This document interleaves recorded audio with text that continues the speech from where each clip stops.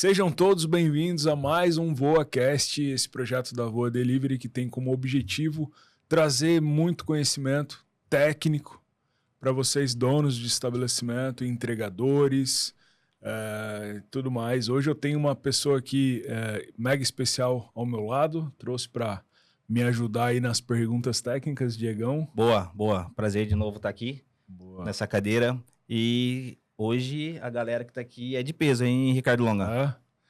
Massa. Hoje, para não ser 1 contra 2, trouxe o Diegão também pra de peso. Equilibrar, né? Boa, vamos equilibrar essa balança.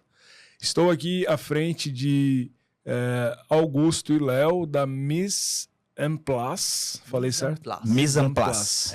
Vamos falar um pouco sobre esse nome. Mise en Boa, Place. maravilha. Mostra lá para a câmera. Tá aqui, maravilha, ó. Aqui a gente fez Muito o termo, legal. né? Mise en place, como ele é escrito normalmente e a E pronúncia. eu como falo errado, eu falo Mise en Place.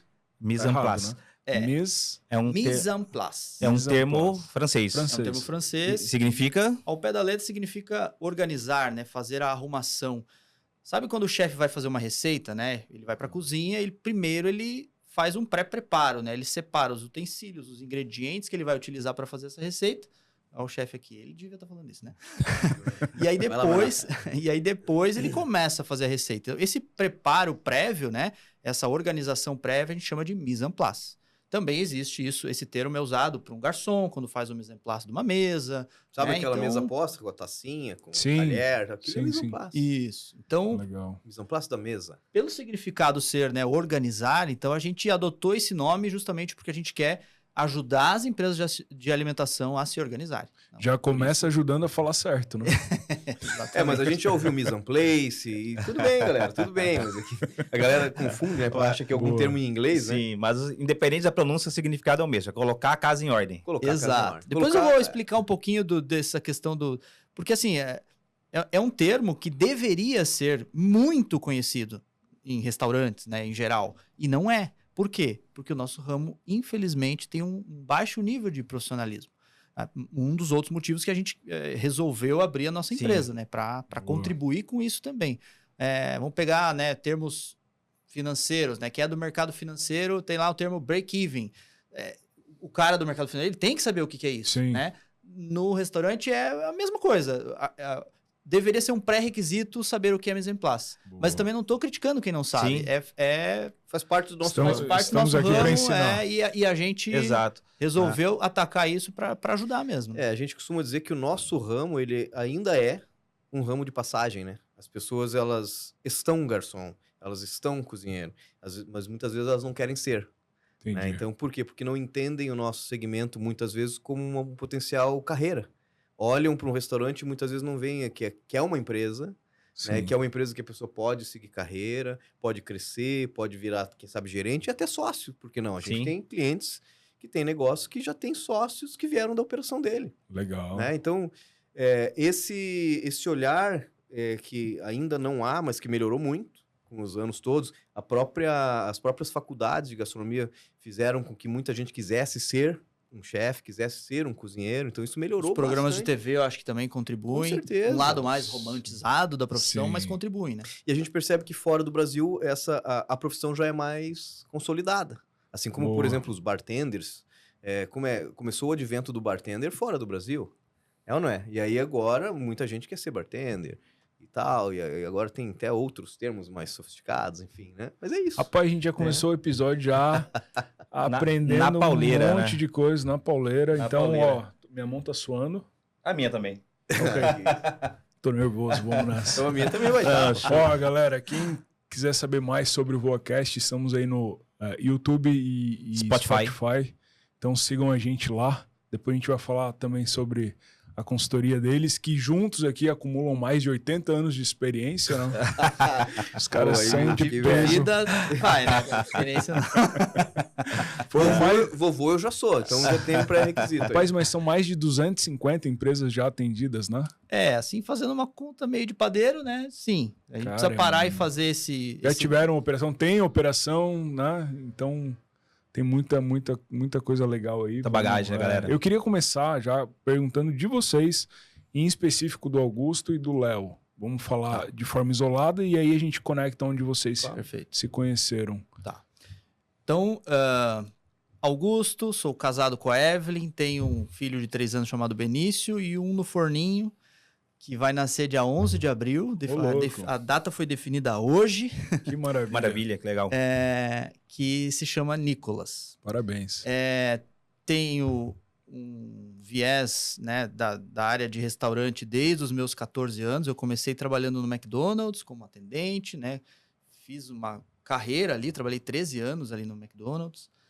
Passei por todas as funções que um restaurante tem. Então, costumo dizer que foi uma grande escola em relação a processo, assim, né? Uma empresa super organizada, né? Não é à toa que é líder mundial aí nessa área de fast food. Depois trabalhei no Outback e depois eu fui pro grupo Guacamole e Didi, né? São 2 marcas irmãs, pode-se assim dizer, que foi ali que eu conheci o Léo.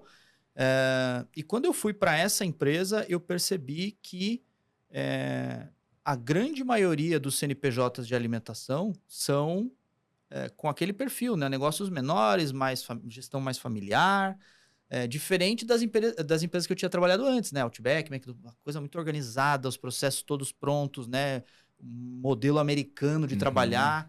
E aí aquilo foi um baque, mas ao mesmo tempo um grande aprendizado, né? Porque além de a gente poder ajudar a empresa ali a crescer, né? Hoje eles têm muitas unidades, a gente abriu juntos várias delas em Floripa, em Joinville, Rio de Janeiro, São Porto mais Alegre, de 30, né? junto com essa outra marca que é o Guaca Taqueria. Então eles vêm crescendo e a gente tem muito orgulho de ter trabalhado ali, né? De ter contribuído pelo menos com o início disso tudo, né? Então, a gente viu que a realidade era essa, né? Baixo profissionalismo, pouca intenção de fazer gestão nos negócios, né? Pouco interesse em se capacitar. Se for botar assim, quem abre restaurante hoje, talvez 10% façam um planejamento, assim, né? Um plano de negócio, algo nesse sentido. A maioria vai... Eu falo para ele que abre abrindo, né? Ela não abre com planejamento, abre as portas e vai fazendo. Abre aberto. E muitas vezes dá muito certo, né? Sim, Tanto que tem marcas que começaram assim, estão aí até hoje.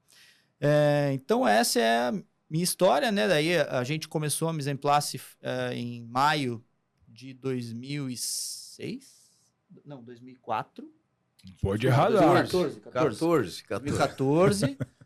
Que Quer foi, deixar a gente mais velho? Foi o nascimento da tua filha? Foi, né? Foi, quando eu já conto essa história, mas é por 11 aí. anos, 11 anos. Vai fazer 11 anos agora, dia 16 de maio, é o dia que a gente comemora ali. É difícil saber, né? Boa. É a abertura do CNPJ, porque a gente não tem um ponto físico, né? Sim. Nossa consultoria, ela atende dentro dos né? clientes, né? Então, a gente coloca a criação da marca, né? Do logotipo e tal, como a fundação da empresa, que a gente já tinha cliente nessa época, né? Já estava começando a atender. E o Léo?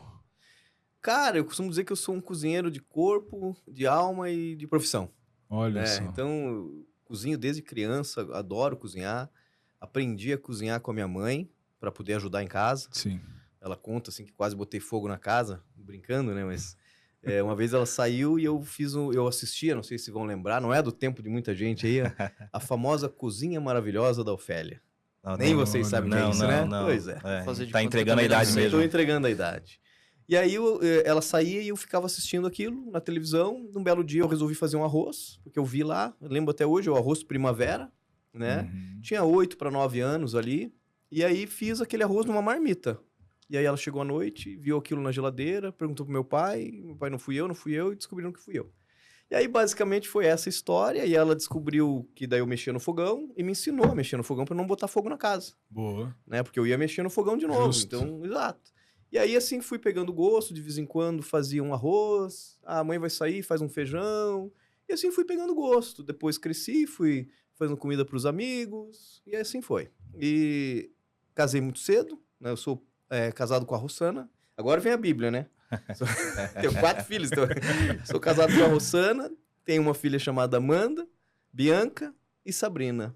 Legal. E Sofia. São 4 filhas. E uma Olha só. netinha chamada Ágata. Né? Uma Então, netinha. olha só. Exato. Então, Legal. e tenho orgulho de dizer que eu sou casado com a minha namorada do 2º grau. Até hoje. A gente está juntos há 31 anos, né? Eita, Nossa, uma 31 caminhada, hein? anos. E é mais ou menos o nosso tempo de vida juntos. É o tempo que a vida fez com que a água batesse Sim. na bunda e tivesse que ir trabalhar, né? Então, naquela ocasião, fui procurar emprego e aí caí num banco que hoje me deu uma grande formação. Tenho muito orgulho de dizer que fui bancário, né? Então, eu trabalhei no Bradesco. O Bradesco foi a minha primeira grande escola, me ensinou a gerir pessoas. Trabalhei por 4 anos lá. E ali começou a esse gosto pela gastronomia a florescer, fazer comida. Então, eu lembro que eu ia pro futebol, em vez de eu ir jogar futebol, eu ia para fazer o churrasco. Com a galera. Pô, Eu ia que fazer legal. comida, e aquilo me despertava mais interesse do que estar jogando, muitas vezes. Né? Sim. E ali começou, um pedia uma Boa. coisa, outro pedia outra, e assim foi. E aí eu fui É. evoluindo, e aí estamos aqui, né? Caramba. Depois disso, acabei vindo para Balneário, fiz faculdade de gastronomia, e acabei viajando, trabalhei com navio de cruzeiro, trabalhei em restaurante estrelado fora, fiz estágio, tive os nossos negócios pequenos, mas tive desde food truck até negócio de evento. E trabalhei em rede de hotelaria, enfim. E aí uma caiu história no vasta, guacamole. né? E aí caí no guacamole, onde eu conheci o Augusto. Na época, não lembro como foi direito, mas eu comecei como cozinheiro, né? Fui contratado para cozinheiro de uma casa, né? E aí ali fui crescendo devagarzinho, virei chefe daquela casa, né? E aí quando o Augusto entrou no grupo, acho que foi 1 ano ou 2 depois que eu tava, a gente começou a fazer o projeto de expansão da rede. Então, por exemplo, aqui em Florianópolis, né? A unidade que abriu aqui, eu conheci desde o primeiro momento. A gente veio visitar o ponto, escolher a sala junto com os É proprietários. aquela unidade do Beira-Mar. Da Beira-Mar. Isso. Era no lado ali, Que era onde é o Didi hoje. Exato, sim. Onde o Didi abriu o guacamole. E aí depois o sucesso foi tão grande que a casa ficou pequena. Eles acabaram alugando o ponto do lado, que era uma pizzaria. Montaram o guaca lá e aí trouxeram o Didi. Então, aí foram 5 anos trabalhando juntos. Nós fizemos aí boa parte da expansão do grupo inicialmente ali, acho que até 12 casas a gente montou junto, 10, 12 casas, algo assim, né? E como é que surgiu a Mise en Place, né, naquela época, né? Nem tinha nome Mise en Place, né? Muita gente nos pedia consultoria e a gente estava no grupo. Eu queria que vocês me ajudassem, queria que vocês me... E bastante para mim também, porque como chefe de cozinha, né? Então você tem ali, às vezes, eu quero montar uma cozinha, eu queria que você me ajudasse. Eu sempre falava não. Até que a minha esposa engravidou da minha última filha, e eu costumo dizer que a gente que trabalha com gastronomia, tá sábado, domingo, feriado, dia santo, enfurnado dentro de uma cozinha, né? Sim. Dentro de um restaurante. É a realidade hoje de muitos donos de negócio de alimentação, inclusive. E aí eu vivi isso, né? Eu vivi isso na prática. E um belo dia, quando eu vi, as minhas 3 filhas mais velhas tinham crescido. A minha mais nova estava com 14, a minha mais velha já estava querendo sair de casa, de repente minha esposa engravidou e eu falei, opa, vou pisar no freio. Boa. E foi essa a história, né? Então, quando ela engravidou, aí eu cheguei para um dos proprietários do Guaca, falei, olha, eu vou sair. Né? Ele falou, vamos fazer um aviso prévio. Então, aí eu fiz um aviso prévio durante toda a gestação da minha esposa e quando nasceu a minha filha, eu saí. Então, aí começa a Mise en Place. A gente vinha conversando já, né? Ele permaneceu no grupo mais uns meses, assim. Eu fiz um aviso prévio mais longo ainda, né? Porque aí a gente meio que montou um projeto comercial da empresa, né? Que daí já tinha nascido a Mise en Place, ele já estava atendendo alguns clientes sozinho e eu dando apoio mais administrativo, digamos assim, né? E cumprindo o meu aviso no Guaca, daí formando algumas pessoas ali. Então, acho que eu fiquei uns 6 meses ainda trabalhando lá. E depois ainda foi um dos primeiros clientes daí, né? Porque daí a gente atendeu eles num formato de Sim, abrimos mais híbrido, 3 assim. casas juntos ainda. Depois eu ia uma vez por semana, né? Fazendo uma espécie de consultoria, de passagem de bastão. Que daí a gente ocupava funções, né? Chefe executivo, era um gestor geral, assim. Então... tinha a gente que viajava ser muito, uma né? transição assim, Sim. bem feita, né? E como é que era, assim, há 11 anos atrás, quando vocês começaram com a consultoria? Hoje ainda a informação é mais difundida, né? Um dono de restaurante consegue no YouTube digitar ali o que ele quer e hoje Sim. ele tem informações. Mudou muito de lá pra cá? As Mudou. dores são as mesmas? Eu acho que o iFood não tem 11 anos, né?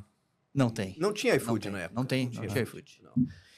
Só pra gente lembrar como eram as sim, coisas. sim. Eu acho que mudou bastante, mas ao mesmo tempo a principal fonte de captação de clientes nossa é a indicação. Ainda é a indicação. Apesar de que hoje, cada vez mais vem procurar. Eu fiquei sabendo de vocês porque eu pesquisei no YouTube, porque eu vi no Instagram. né? Mas ainda a maioria, a grande maioria é por Tanto que a gente indicação. não faz hoje tráfego pago, nada disso, até Sim. por conta, por responsabilidade, né? A gente não faz. Porque se fizer, daqui a pouco, puxa, aparece 30 restaurantes. Como é que a gente vai atender? A consultoria é um negócio pequeno, sou eu e ele, é troca de conhecimento. Rapaz, a gente não pensou nisso, vocês vieram pro BoaCast. Eles estão aqui, então- alguém tá deixando de ser atendido, será? Capaz. Não, Mas sabe vai que estourar Planeja agora. bem a agenda. Tem Agendia. tem outro Sim. viés aí, que é a gente quer formar consultores, né? Sim, sim. E a gente não focou nisso durante um bom tempo, apesar de a gente ter já formado alguns e hoje trabalham de forma independente. Mas a nossa intenção é ter uma equipe, né? Só que, vamos imaginar que para trabalhar em restaurante já é uma mão de obra escassa, né? Quando o cliente nosso pergunta, eu preciso de um gerente. Cara, o Superman do restaurante é o gerente. Sim. É dificílimo de encontrar, né, bons profissionais com experiência de liderança que entendam do dia a dia de um restaurante. Então, imagina achar consultor. Porque para Sim. nós é uma premissa muito importante, né? Que o consultor ele tenha experiência, ele tenha vivido restaurante. A gente viveu restaurante muito tempo. Então, quando a gente vai conversar com o dono de restaurante, cara, a problemas gente se vai repetem, entender o né? que ele está dizendo Sim. e ele vai entender o que a gente está dizendo muito fácil. E até diria mais, né? Quando a gente vai cozinhar, conversar com um cozinheiro, com um garçom. Sim, sim. Por que os nossos treinamentos funcionam? Bom, você já foi nosso cliente, né? Exato, não, isso eu posso dizer de experiência própria. Porque a gente acaba tendo a visão que o cozinheiro teria. Quando eu vejo um processo e falo, cara, isso aqui não é aplicável na cozinha. o Não cara vai não dar vai certo. fazer, O cara né? não vai fazer, meu. Entende? Agora, isso aqui é aplicável. Agora, se você explicar, eu costumo dizer que é igual criança, né? Todos os colaboradores, as pessoas que trabalham nos negócios, hoje é igual criança. A gente tem que explicar. Se você disser para uma criança, fala assim, ó, não, porque é não. Ela vai fazer. Você tem que explicar hoje em dia por que você está falando não. E no negócio é igual, cara. Você precisa explicar o porquê daquele processo, porque senão eles não vão fazer. Ontem eu estava até às 11 horas da noite, por exemplo, num cliente. O que eu fiz? O cliente começou agora. Antes de qualquer processo, a gente implementar qualquer processo, chamamos toda a equipe, a gente faz uma palestrinha de 1 hora e meia, explicando para eles o que são processos de verdade, por que a gente vai fazer aquilo, e de uma forma que eles entendam, e aí fala assim, cara, senão eles vão boicotar o nosso trabalho. E a gente aprendeu Sim. com esses anos todos de consultoria que se não fizer isso, eles boicotam. E aí se boicota, não funciona a consultoria. E aí o dono também não vai ter o resultado. Então tem que funcionar meio que o todo. E é isso que ele falou, é difícil formar pessoas que tenham essa mesma visão. A gente busca aí, inclusive, já deixamos o convite, fica quem aberto quiser, o canal fica aí, aberto. Sim. tanto Quem para quiser, cliente quanto para quem quer fazer exato, consultoria. quem quiser fazer consultoria e tiver essa pegada, essa vontade de ajudar, né, os outros, os negócios, é o que a gente mais gosta.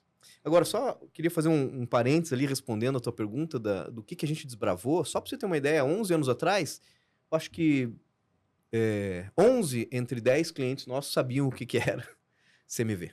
Não sabiam. Isso que eu tô falando, 11 entre 10. Né? Ou Não, seja, né? ninguém sabia. Ninguém sabia, ninguém não existia essa... Não sabia o que era CMV. Mas e cara. hoje? sigla. Hoje tá, Esse como é que tá essa proporção melhorou hoje? demais. Melhorou demais. Hoje você... Em hoje- relação ao mise en place ainda é fraco. Agora, em relação a CMV, eles muitos já sabem. Boa. Não, o CMV melhorou muito. Mas a cada 10 hoje que tem- passa hoje, quantos sabem? Sabem o que é, mas não aplicam, não sabem sim. como funciona. Puxa vida, tem... Agora eu posso De falar. donos, eu acho que 50% também. Hoje Não é 50% já... tanto- não é Mas tanto sabe assim. o que é CMV, pelo menos. Né? O que é CMV? Já sabe. Já sabe que tem a ver com ficha técnica, que tem a ver com custo, que é o principal indicador num E negócio de naquela alimentação. época não Sim. sabia. Não sabia. A gente tinha que primeiro ensinar o que era CMV. Sim. Primeiro dizer para ele, olha, para você ter o CMV, você tem que ter ficha técnica. O que é ficha técnica? E olha Então, como é agora melhorou grave isso, muito. porque se a gente pergunta para os donos, né, numa conversa, às vezes, de prospecção mesmo, né, e não sabe, imagina a equipe. Então, vamos pensar assim, o cara, onde ele mais perde dinheiro no negócio é no CMV. E a equipe dele não faz ideia do que seja CMV. O treinamento que ele foi fazer ontem era sobre Sobre isso, CMV. né? Ou seja, tem tudo pra dar errado. Exato, cara. Sim. É a receita pronta, né, Sim. para dar problema. E só para responder a tua pergunta inicial lá, o que a gente desbravou? Foi isso e muito mais, né? Tudo que a gente faz hoje foi pautado em cima das dificuldades do ramo de alimentação. Então a gente criou um processo, que depois a gente vai falar, que é o SEG, né? Que é Sistema de Excelência em Gestão da Gastronomia. Ou seja, para você ter uma excelente gestão no seu negócio de gastronomia, você precisa ter aquilo implementado. Algumas Isso. práticas, né? Exato. Ferramentas. E aquilo tudo surgiu da dificuldade do dia a dia dos donos de negócio. A gente não nasceu pronto, a gente foi fazendo. A gente tinha uma experiência, ele tinha outra, nós nos unimos, né? E assim a gente foi criando. Hoje a gente acredita que tem bons processos, mas a gente está sempre em evolução. Eu costumo dizer que a gente está todos os dias trocando, né? Aprendendo e ensinando, e aprendendo e ensinando. E quem não entender isso, vai parar. Né? Sempre vai ser assim, o mundo é assim, né? Eu tô curioso em relação aos gurus da internet aí, os caras que vendem treinamento por R$ 97,00 vitalício e que ensina tudo. Os clientes de vocês têm sofrido muito na mão desses caras? Tem bastante relato? Eu não vou dizer sofrido, mas... E também eu nunca fiz, né? Nunca comprei um para ver o real conteúdo, mas vários clientes que já passaram por esses cursos vieram atrás da gente. Eu acho que eles nos ajudam até. Pra falar bem a verdade, sim. Porque o cliente, o que acontece? Já prepara o espírito da pessoa, sim. né? Porque que, com alguns termos, por exemplo. eu acho que é válido. Eu acho que eles nos ajudam nesse sentido. Porque o cliente muitas vezes chega para nós e eu falo, eu já fiz esse curso, eu sei o que é CMV, eu sei isso, mas eu não consigo fazer, cara. Eu não sei como fazer na minha empresa, eu não faço nem ideia de como é que eu aplico isso lá. Cara, E aí ele chega na E gente... vocês vêm pra mão na massa. Isso. Sim, a gente pega na mão, ensina, A consultoria é aconselha. muito treinamento, né? Ó, Exato. tá aqui E a é extremamente ferramenta, importante faz desse isso. jeito que vai dar certo. E E outra? extremamente importante isso. Posso te dizer de experiência própria que saber o que é CMV e saber o cálculo, inclusive, eu acho que é a parte mais simples, digamos assim. Sem dúvida.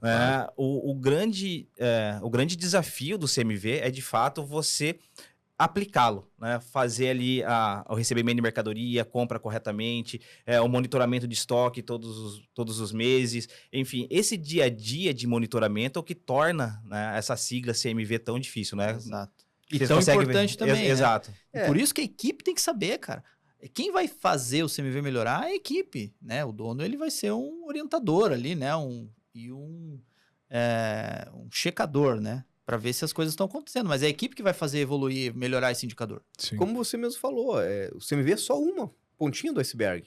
Um dos As indicadores. pessoas não sabem contratar, não sabem fazer uma entrevista, não sabem conduzir um recrutamento e seleção, não existe um descritivo de cargo. Eles até sabem, por que eu preciso fazer um descritivo de cargo, mas eles não têm.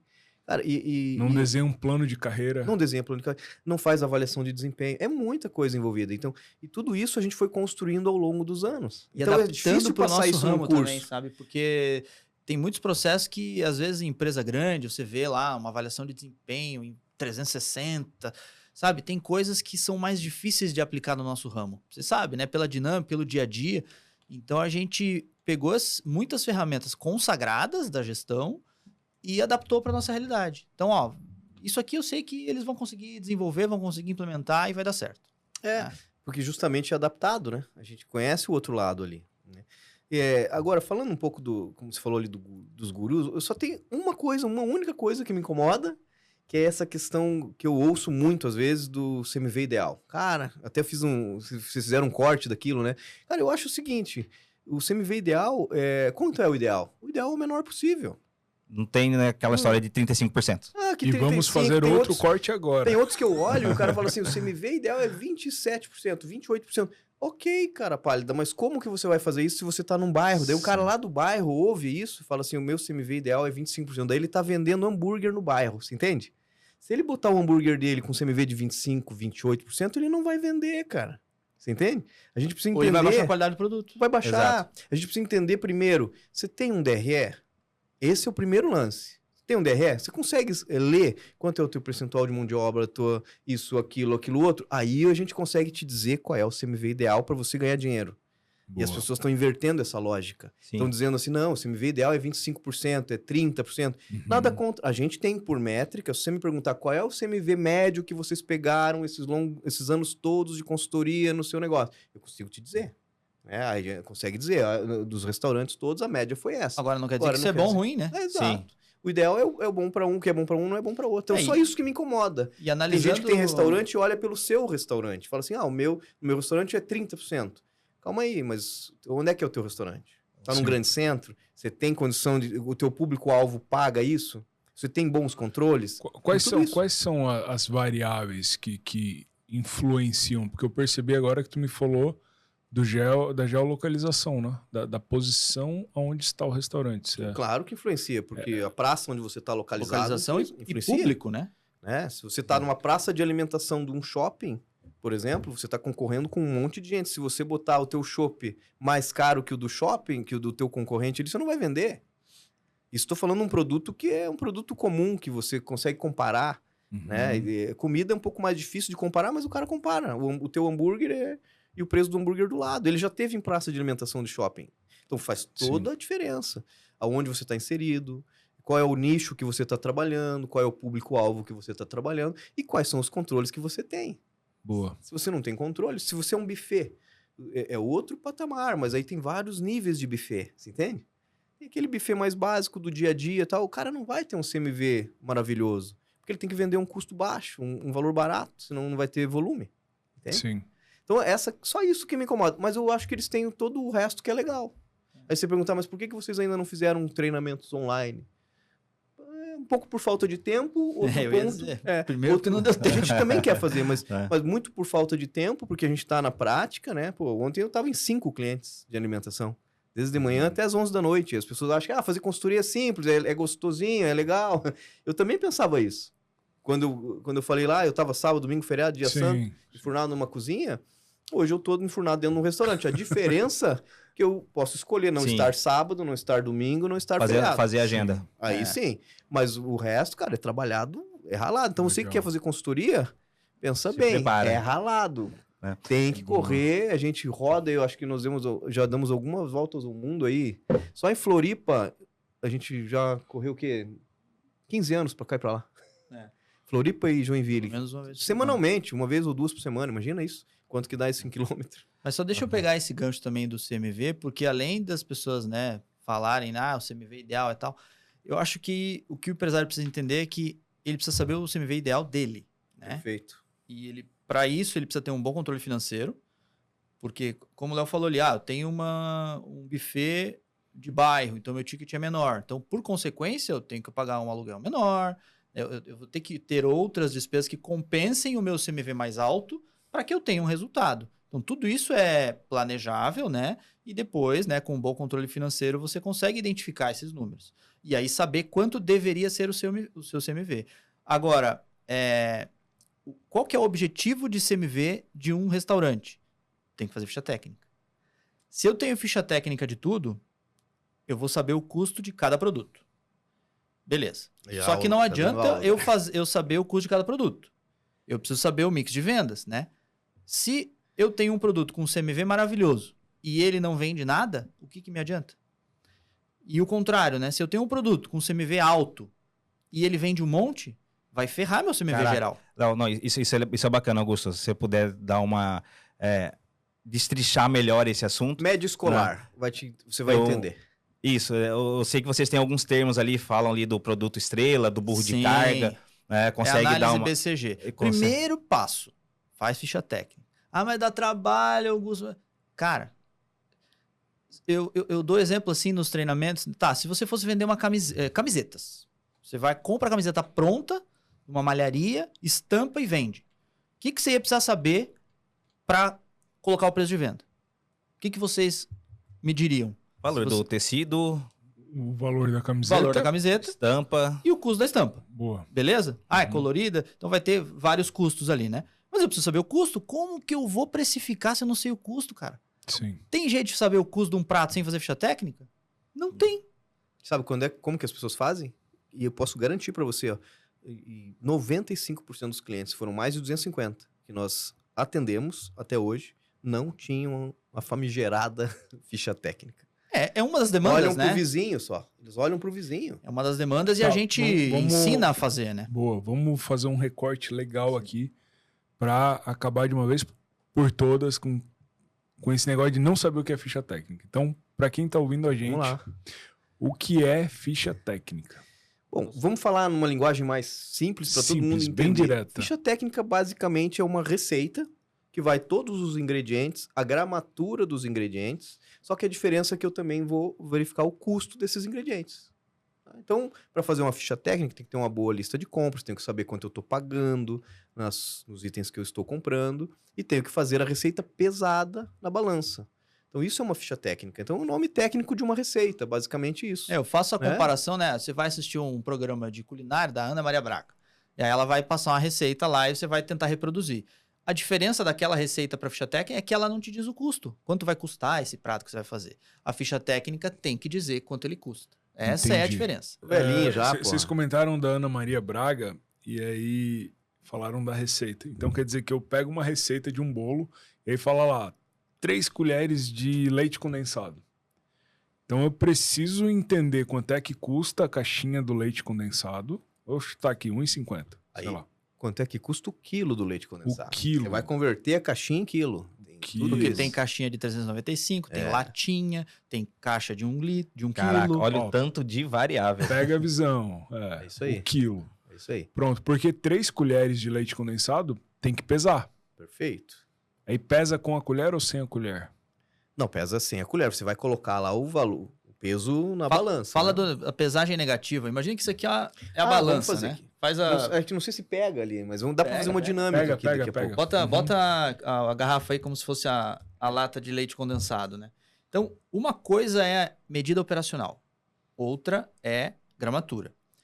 Tudo eu vou usar gramatura na cozinha, no dia a dia? Não, claro que não. Você vai usar colher, você vai usar xícara, uma Medidor unidade padrão. medidora, que a gente chama de quantidade operacional. Eu não vou dificultar a vida do cozinheiro fazendo ele pegar, né, a balança cada vez que ele for fazer um produto. Agora, Então, para ele fazer a pode- ficha técnica, precisa. Ele pode se basear na colher, na Claro, xícara. desde colher que- padrão. Esta colher seja padrão. Existem colheres medidoras, xícaras medidoras, que se você colocar... Sabe aquele É padrão scoopzinho internacional. que tem dentro do Sim, whey? sim, sim. Exato. Aquilo é uma medida padrão, cara. Isso Se é você padrão pegar aquilo internacional. e raspar, todo país raspar, vai Vai estar aquilo exatamente tem a gramatura. Vai dar exatamente a gramatura com Perfeito. mínima variante, assim, muito pouca coisa. Isso é uma medida padrão. O que nós fazemos em termos de metodologia? A gente ensina a fazer a receita primeiro, ou mapeia, o que nós chamamos de mapeamento da receita, mapeia o que o próprio cozinheiro está fazendo e depois converte nessas medidas padrões. Então, cara, eu já sei que 3 colheres de sopa de leite condensado vai dar 50 gramas, por exemplo. E aí, vamos converter numa medida só. E o ideal seria que fosse realmente um scoop, uma medida padrão mesmo. Sim. Então, a gente vai achar, esse medidor dá os 50 gramas. Então, ele nunca mais vai usar a balança, ele vai usar aquele Isso. medidor na medida correta. E se Perfeito. for o contrário, como você falou, lá na... Você tirou minha lata de leite condensado, cara. Tá. Digamos que apareceu lá a receita do bolo e vai 3 colheres de leite condensado. Eu já sei que são 3 colheres, mas eu não sei quanto pesa 3 colheres. Aí eu faço ao contrário. Eu pego a lata de leite condensado, tiro a tampa, né? Ou corto Isso é legal. o biquinho da caixinha. E aí eu vou pegar a colher, Ela vazia. vou tarar a balança. Então ela vai estar Sim. zerada aqui, né? Aí eu vou colocar 3 colheres aqui. Vou colocar a lata novamente ou a caixinha. Vai dar o peso negativo. A Sim, gente Então é chama isso de aquilo ali, a pesagem gramatura. invertida. que legal. Pessoas- É até legal falar sobre isso, porque as pessoas elas não fazem ficha técnica por um único motivo. Porque dá muito trabalho. Você pega um restaurante, às vezes, a gente pega clientes que têm 30 anos, 40 anos. Buffet. Já existe há 40 anos. E aí você vai lá e pergunta se tem ficha técnica. Não tem.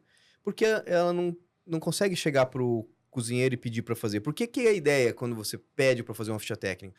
Você pede pro cozinheiro, faz uma ficha técnica para mim desse produto. Ele vai separar tudo nos potinhos, sai da zona de conforto dele, não faz assim a receita. Como é que ele faz? Do jeito que ele falou. Eu ponho o óleo aqui, eu boto o óleo direto na panela. Ou não é? Um pouquinho de óleo, Vou fazer um arroz. um punhado Põe um de... pouquinho de óleo direto na panela. Daí eu vou lá, Bem assim pego do mesmo. meu baldinho que já tem alho cortado, Uma mão boto de... uma colherada de óleo direto na panela, de alho direto na panela. E aí eu venho com um pacote de arroz, é assim que eles fazem na cozinha. Tudo no olho.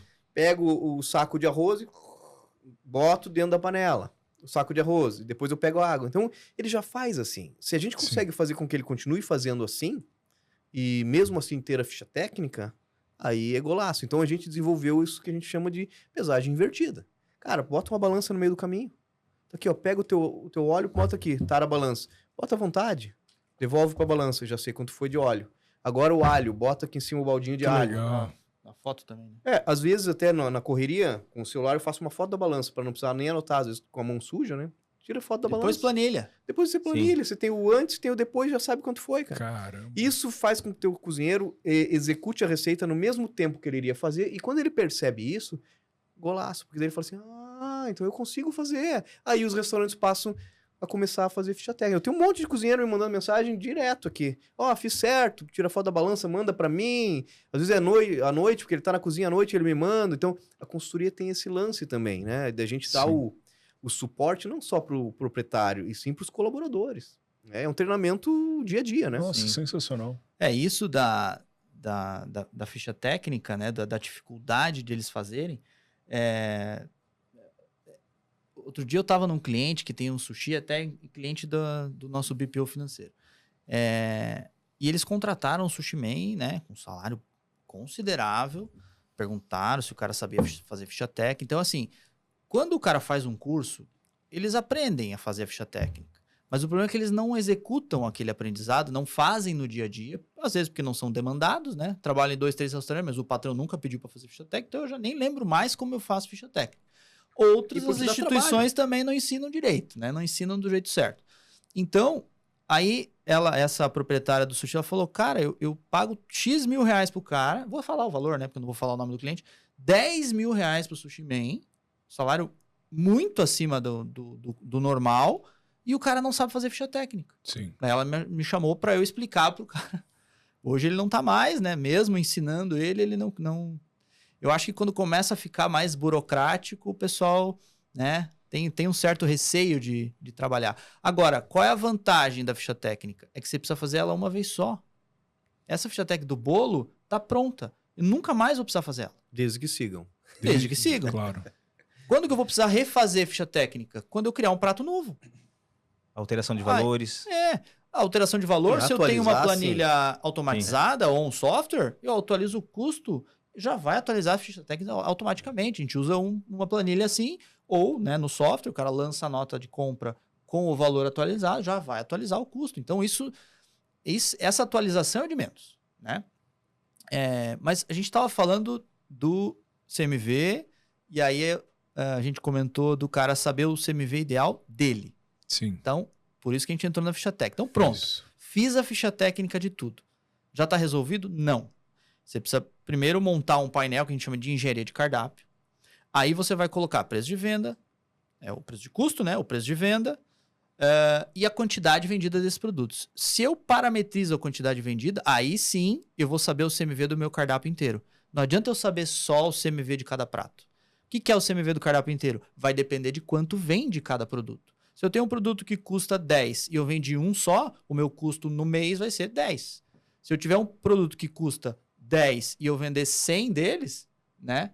Aí o meu custo já vai ser 1.000. E isso vai mudando de acordo com a venda de cada produto. Uhum. Por isso que daí essa atualização das vendas vai depender muito do período que eu estou trabalhando. É inverno. E eu tenho um cardápio que tem sopa no inverno. Vai mudar o mix. Porque o cliente que come a sopa não vai comer outra coisa. Muda. Então aqui vai ter um prato que vai vender menos. Vinho vai vender mais. Né? No vinho tinto, no inverno.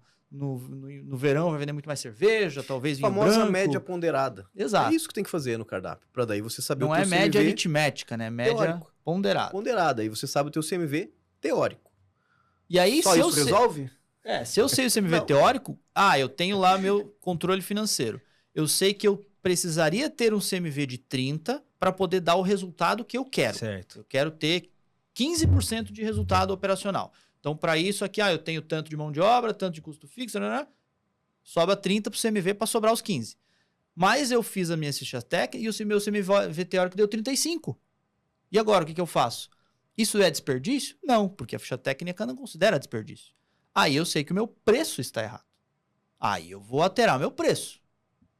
Agora, se o meu CMV que eu preciso é 30, eu fiz as fichas técnicas, deu 29. Opa! Mas daí eu faço no financeiro e não está dando esses 30, está dando mais do que isso. Aí você está tendo desvio, está tendo desperdício, não estão seguindo a ficha, estão colocando mais no produto do que deveria, né? Aí tô comprando mais caro do que eu tô... Não estão medindo, exato. Não estão usando os medidores. Aí é uma análise mais profunda, né? E só para vocês entenderem o tamanho desse buraco que a gente fala, às vezes, né? Que a Esse gente chama isso de universo. abismo. Ah. A gente chama isso de abismo do CMV, né? Essa Uhum. diferença do teórico pro CMV real, para aquilo que está acontecendo mesmo, né? A gente já pegou, vou dar um exemplo simples, negócios que faturam 100 mil reais e que deveria ali ser 33% de CMV pelas fichas técnicas, ou seja, CMV teórico, dando 33%. Média de mercado, como dizem por aí, tudo certo. Só que daí, na prática, no real, estava dando 48%. Cara, Nossa. isso dá um negócio de 100 mil reais, 15 pontos percentuais de diferença, 15 pau. 15 mil 15 reais. mil reais por de diferença. mês de diferença. E aí, você pega proprietários que pensam assim, cara, eu vou fechar esse negócio porque eu não tô ganhando dinheiro. Cara, tá aqui o rombo, ó, 15 mil. Então, o que a gente vai fazer? Alguma Vamos coisa estreitar tá isso aqui. acontecendo Vamos estreitar isso Nesse aqui. meio campo aí. Aí a gente vai lá, vai descobrir, vou dar um exemplo simples. Era um negócio de hambúrguer, né? Tinha lá 2 quilos por pacote. Quem recebia a mercadoria... Bacon, né? De bacon, eu esqueci de falar. De bacon. Quem recebia a mercadoria contava assim, 1, 2, 3, 4, 5, 10. 10 pacotes, 20 quilos. Porque o fornecedor padronizou que os pacotinhos iam ter 2 quilos de bacon. Quando a gente viu isso, peraí, redondo? 2 quilos redondo? Cara, é proteína, não tem como, né? Vamos pesar isso aí. Cara, começamos a pesar 1.700, 1.800. Então, ou seja, num mês compravam 200 quilos de bacon, pagavam 200 quilos de bacon, Sim. mas chegava a 170, 180. Isso em um item. Produto. Bacon. Falando um item, entende? Uhum. Então, esse é o problema. Daí, claro, às vezes nos nossos treinamentos eu brinco assim, ó, o CMV é dinheiro, cara. É como se você enchesse a mão de areia e cada frestinha dessa daqui aberta fosse onde a areia vai vazando, que você não vai vendo. Então, eu não recebi bem a mercadoria. Foi. Entendeu? Eu não armazenei direito, eu perdi produto. Foi. Eu não segui a receita. Foi. É um monte de coisa. Né? Poderia ficar o dia inteiro falando E tem dos alguns que se problemas aqui. destacam mais desse monte de ações que o... Tem. Que você colocaria aqui, ó, na prática, pro cara que tá ouvindo agora, pro dono de restaurante que tá ouvindo Bom, agora, primeiro que hoje, falar, ó, hoje eu vou botar essas 3 ações para controlar meu CMV na prática. Quais seriam, assim, na sua visão, os 3 principais indicadores para ele poder monitorar e atacar? Primeiro e indiscutível é ter ficha técnica. Porque assim, as Certo. pessoas não sabem quanto elas estão vendendo o produto. Então tem que fazer ficha técnica. E o segundo, e não menos importante, é seguir a ficha técnica. Porque não adianta, eu vejo muito isso.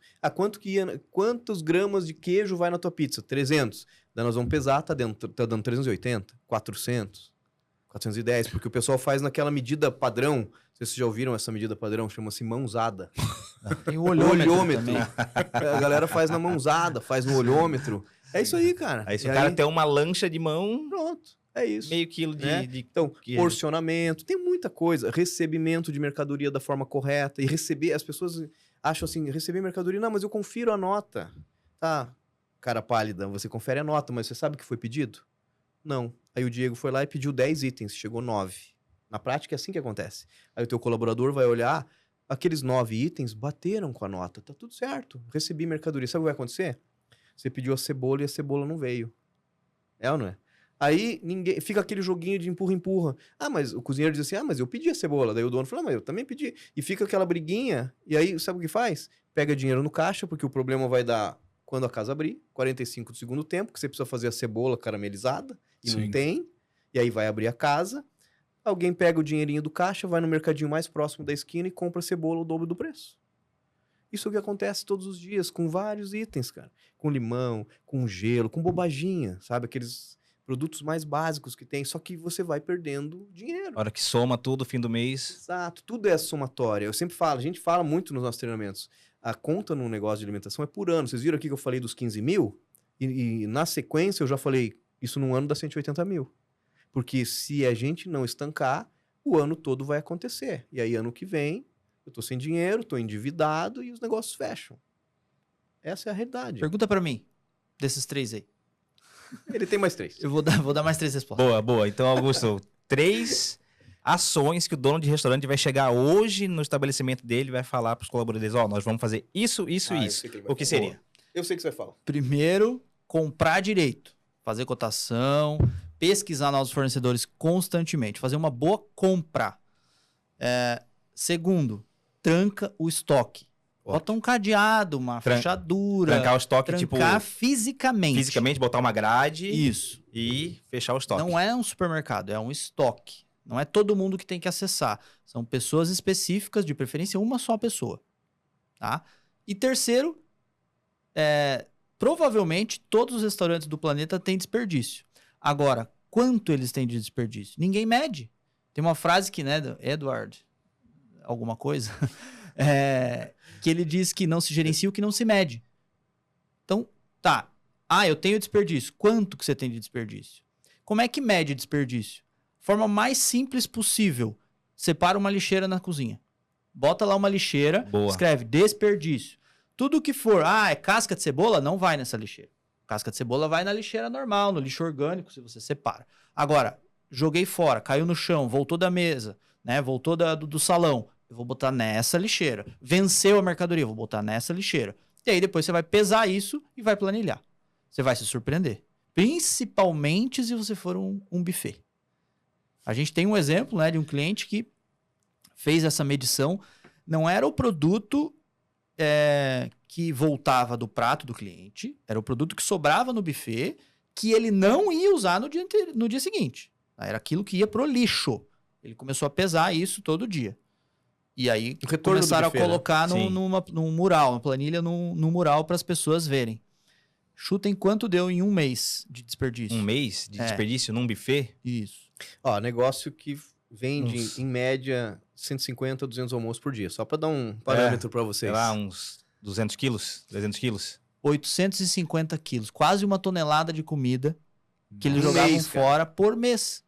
E aí tá. Olha o poder da medição, de ter o indicador. Porque hoje a gente trabalha no escuro. Ninguém mede nada. Começaram a medir 850 quilos. Chuta quanto perdeu no segundo mês. Depois que começou a medir, Isso. sei lá, metade. 300 quilos. Menos Por da que metade. reduziu tanto? Não foi feito nenhuma outra ação. Só a medição. Só que o ser humano, ele tem por natureza bondade. Então, cara, meu Deus, 850 quilos, é um absurdo. As pessoas se conscientizam. Agora, como é que elas vão se conscientizar se elas não sabem? Sim. Se elas não têm informação? Se Eu ninguém lembro desse pergunta, ninguém envolve as pessoas. O gestor de restaurante, ele acha que ele vai fazer tudo sozinho, cara. E ainda reclama da equipe. É o contrário, a gente precisa da equipe. Não é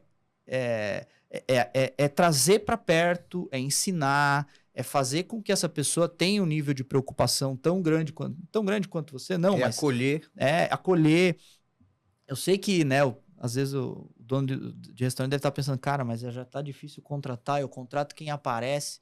Eu sei dessas dificuldades, essa parte de gestão de pessoas é um outro assunto Dá mais bem um podcast. gordinho aí que a gente pode conversar. Mas, cara, se eu não tiver a medição, eu não vou saber quanto eu tô perdendo, quanto eu deveria perder, eu não vou saber nada. Augusto, mas daí mistura arroz com alface e carne. Sim. Hoje você mede alguma coisa?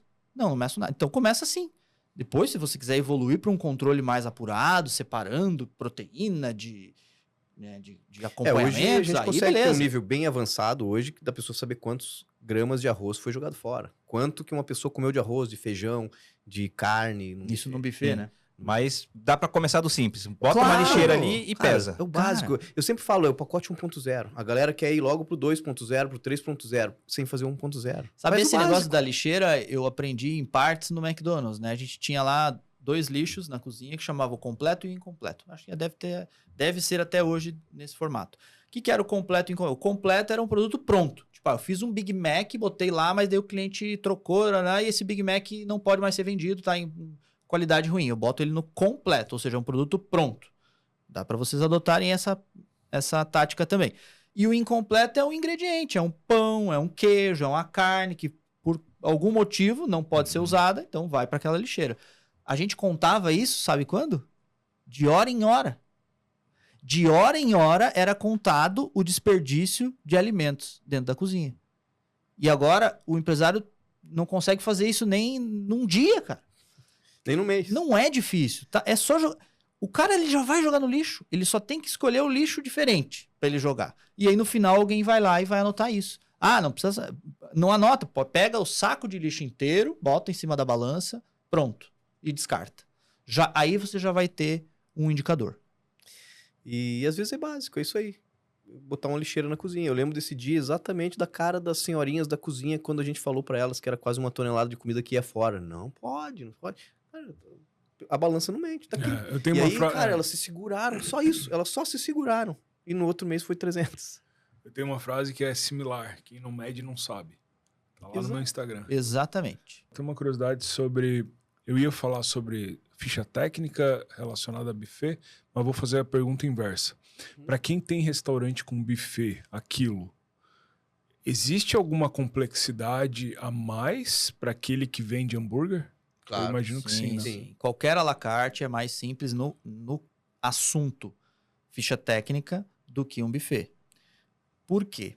Quando eu vendo um prato, um hambúrguer, eu sei exatamente... Já tá. Já tá no ar? Já tá. Desculpa. Quando eu vendo um prato, um hambúrguer, eu sei exatamente o que vai nesse produto, né? Por conta de eu ter a ficha técnica. No buffet, eu vou saber, quando eu faço a ficha técnica, eu vou saber quanto custa o quilo de cada preparação. Então, eu faço uma receita da lasanha. Às vezes eu uso uma cuba mais funda, uma cuba mais rasa.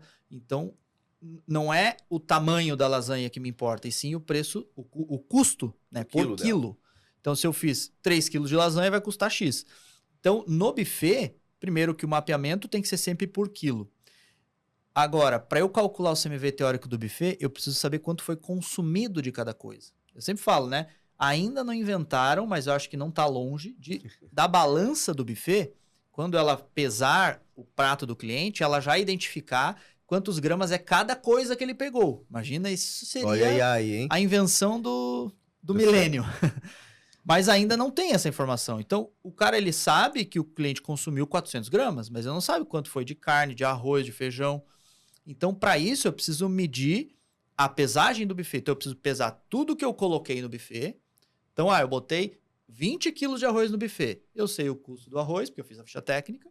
Eu já vou saber quanto custou o buffet na montagem, né? Porque eu pesei tudo que eu coloquei ali. Depois pesa depois. E depois pesa o final. A diferença é o que foi consumido.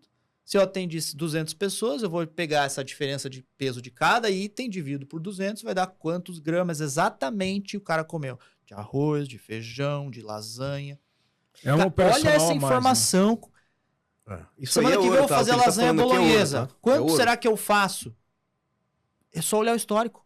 Sim. Tal dia da semana passada atendeu tantos clientes e cada um consumiu X gramas, então você consumiu X quilos. Sensacional. Dá para produzir exatamente o que vai vender, cara. Claro, vai ter variação, mas a produção fica muito mais organizada. Sim. Além de eu saber o custo do buffet, né? Eu cobro R$ 69,90 o quilo. Evita Eu vou desperdício, né? Exato, eu vou saber se esse preço está adequado, se eu não preciso reajustar, se o livre vale a pena, quanto que teria que ser o valor do livre para valer a pena, né? A gente ouve alguns mitos, sabe? Quando a gente transita aí dentro dos restaurantes e tal. Exemplo, como é que eu vou saber o que o meu cliente vai comer? Você não sabe porque você não mede. Porque se você me disse, você saberia. E aí eu ouço muito isso, sabe? Não, mas isso aqui não tem como saber. Então vamos pegar uma média muito maior das terças-feiras, das quartas-feiras. E cara, quando a gente mostra isso, o cliente não acredita às vezes. Quando a gente mostra isso pro cliente e chega e às vezes a diferença é tão pequena e ele fala assim, cara, é inacreditável. Como é que vocês sabem? A gente não sabe, a gente só faz conta. Não se gerencia o que não se mede. A gente faz muita análise financeira, análise de vendas. Cara, você pega um restaurante e separa as vendas mensais ou semanais. O comportamento é muito parecido.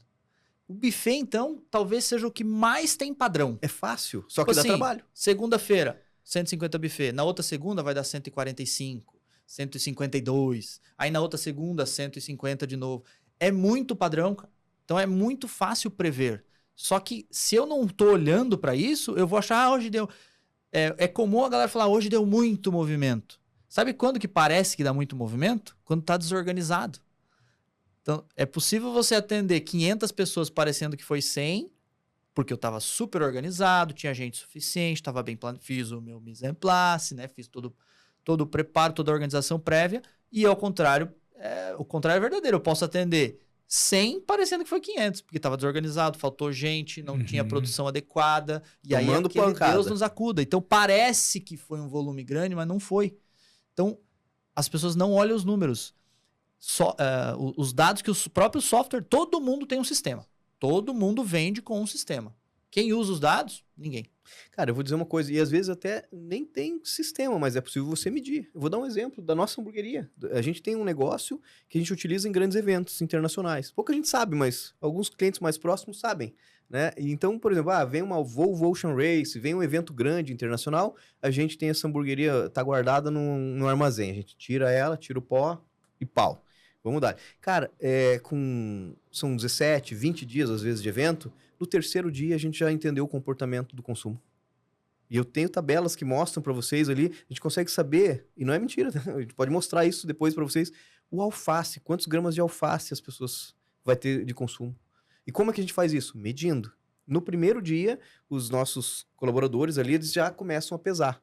No final da noite, mas que loucura, cara, pesa todo dia. Quando é um cardápio diferente, né? Se é Todo o mesmo dia, cardápio, cara. a gente já tem o histórico, né? No final da noite, eles pesam, sobrou tanto de alface, sobrou tanto disso, sobrou tanto daquilo, e geram, a gente tem alguns formulários, eles geram só a contagem pra gente.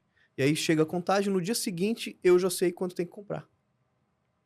Esse ano a gente foi para Paris, lá num evento que tem na Cial, que é uma grande feira internacional, depois se quiserem a gente pode até falar, que é a maior feira de alimentos do mundo. E nos últimos dias do evento aqui, acho que os últimos 5, né? A gente não tava aqui. A gente não tava aqui, cara. A gente tava controlando de lá, e a compra e tudo. E a gente recebia as mensagens à noite, os cozinheiros contando.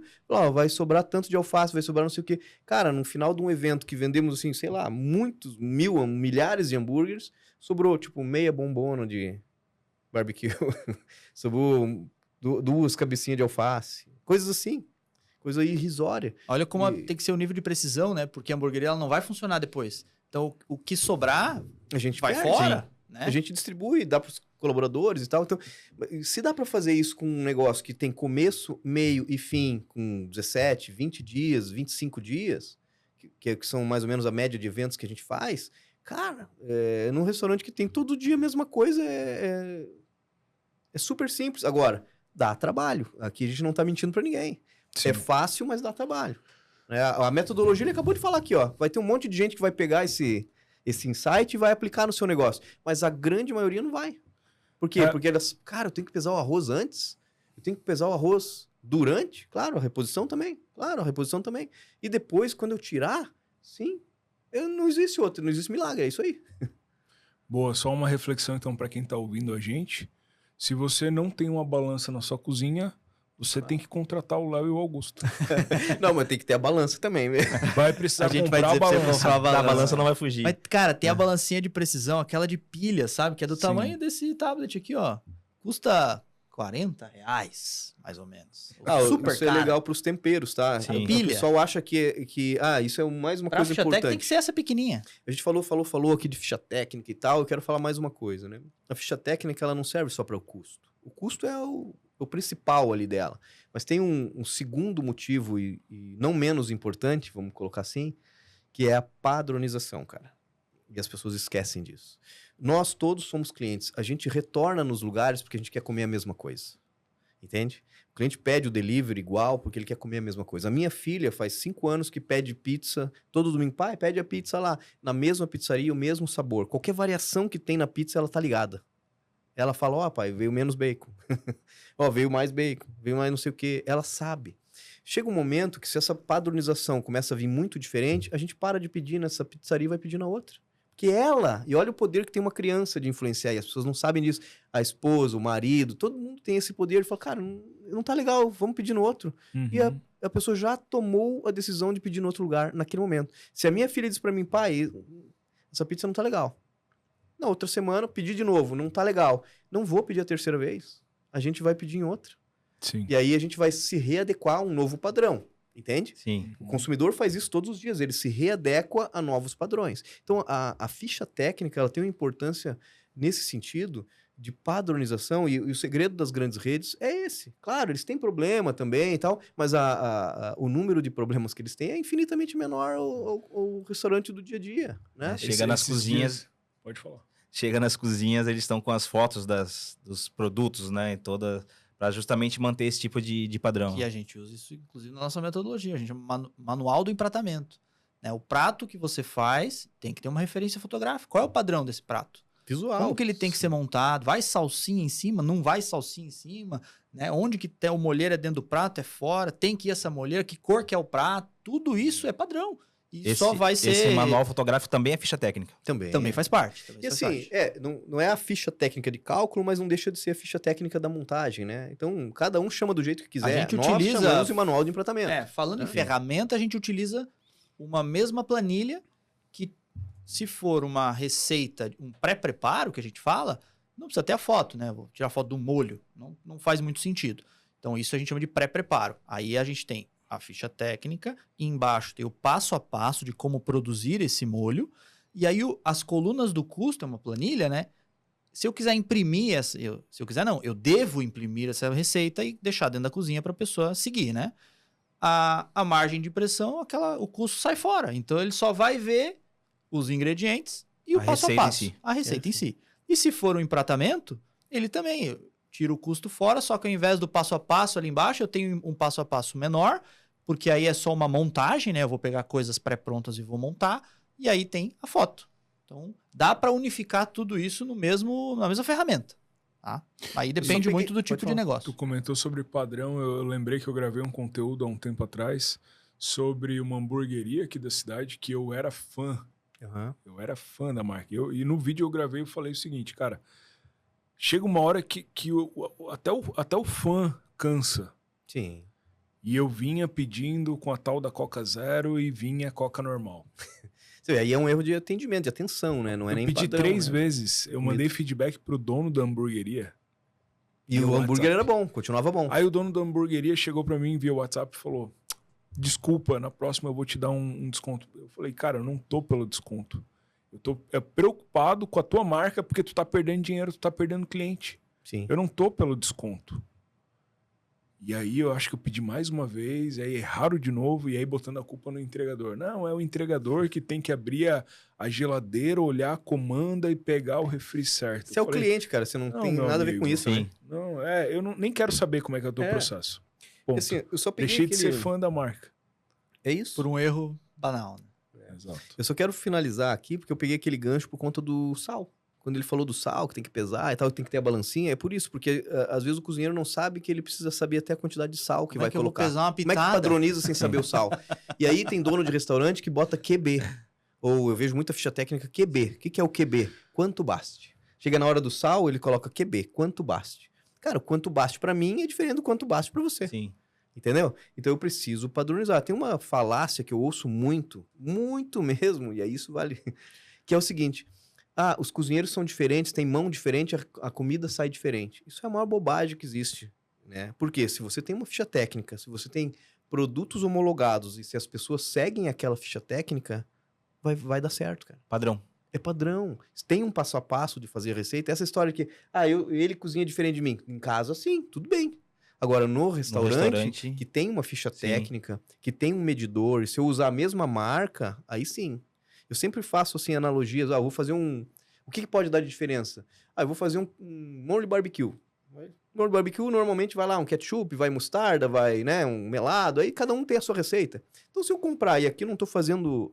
não tô dizendo que uma marca é melhor que a outra. Não é isso. São resultados diferentes. Se eu fizer um barbecue usando o ketchup Heinz, eu tenho um resultado.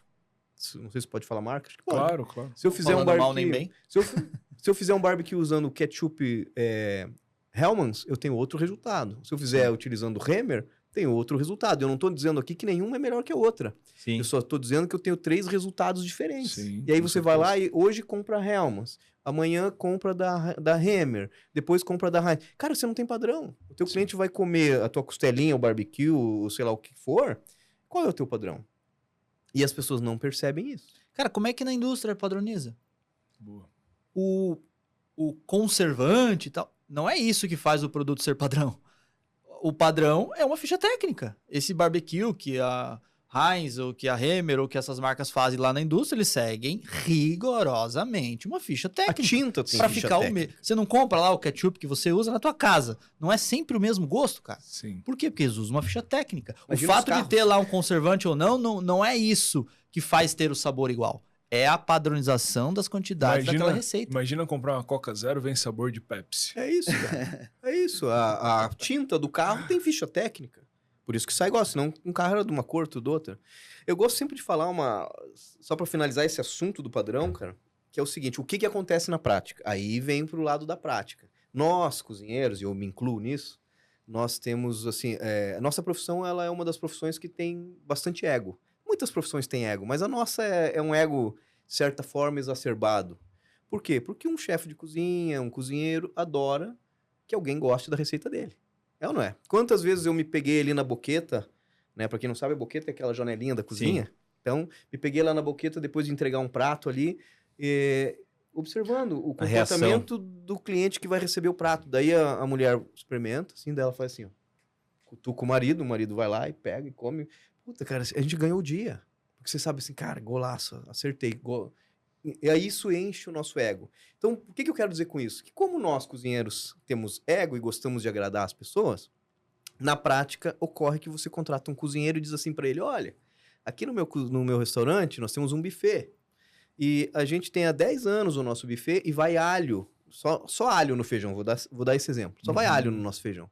Ah, mas por que não põe uma folhinha de louro? Não, porque o nosso só vai alho, né? Vem clientes aqui e tal, gostam assim. Faz 10 anos que a gente faz. Sabe o que ele faz na prática? Porque você não tem ficha técnica, você não tem padrão. Você vira de costas e ele bota uma folhinha de louro. Entendeu? Por que ele põe aquela folhinha de louro? Porque alguém aquele dia vai comer o feijão e vai dizer assim, nossa, o feijão tá diferente, tá gostoso, tá mais gostoso hoje. Pronto, ele ganhou o dia. Você entende? E se você não barrar, no dia seguinte, tem um baconzinho. É ou não é? E daí ele já ganhou aqueles elogios. Ele já ganhou aqueles elogios e ele vai lá e pá, bota mais um baconzinho. Aí começou a aumentar custo. Sim. Aquele cliente que era vegano parou de comer. Você entende? Vocês não percebem isso. Aquele cliente que era vegetariano, ele vai lá e olha, nossa, mas tem bacon no feijão hoje. Ele não pega mais o feijão. E aí assim que se perde cliente. Porque daí ele para de ir ali. Só que o cozinheiro não sabe disso. Ele tá com ego exacerbado, porque alguém tá indo lá e aí como é que chega o elogio na cozinha? Através do garçom que é amigo dele. Porque os que não reclamam, ninguém fala nada. Agora, aquele que elogia, o chefe, o pessoal elogiou o feijão hoje. Pronto, amanhã ele bota linguiça. Entendeu? Sim. E assim vai. Quando vê uma feijoada, e era um feijão que era para fazer. E quando vê no final uma feijoada que tem um custo muito mais caro, que você espantou vários clientes e que agradou vários também. Você entende? Então a gente precisa ter o padrão. O cozinheiro nunca pode dar ideia? Claro que pode. Deve dar. Só que tem que ter um processo para isso. Vamos rever tal receita. Tive uma ideia de melhorar o feijão. Vamos discutir.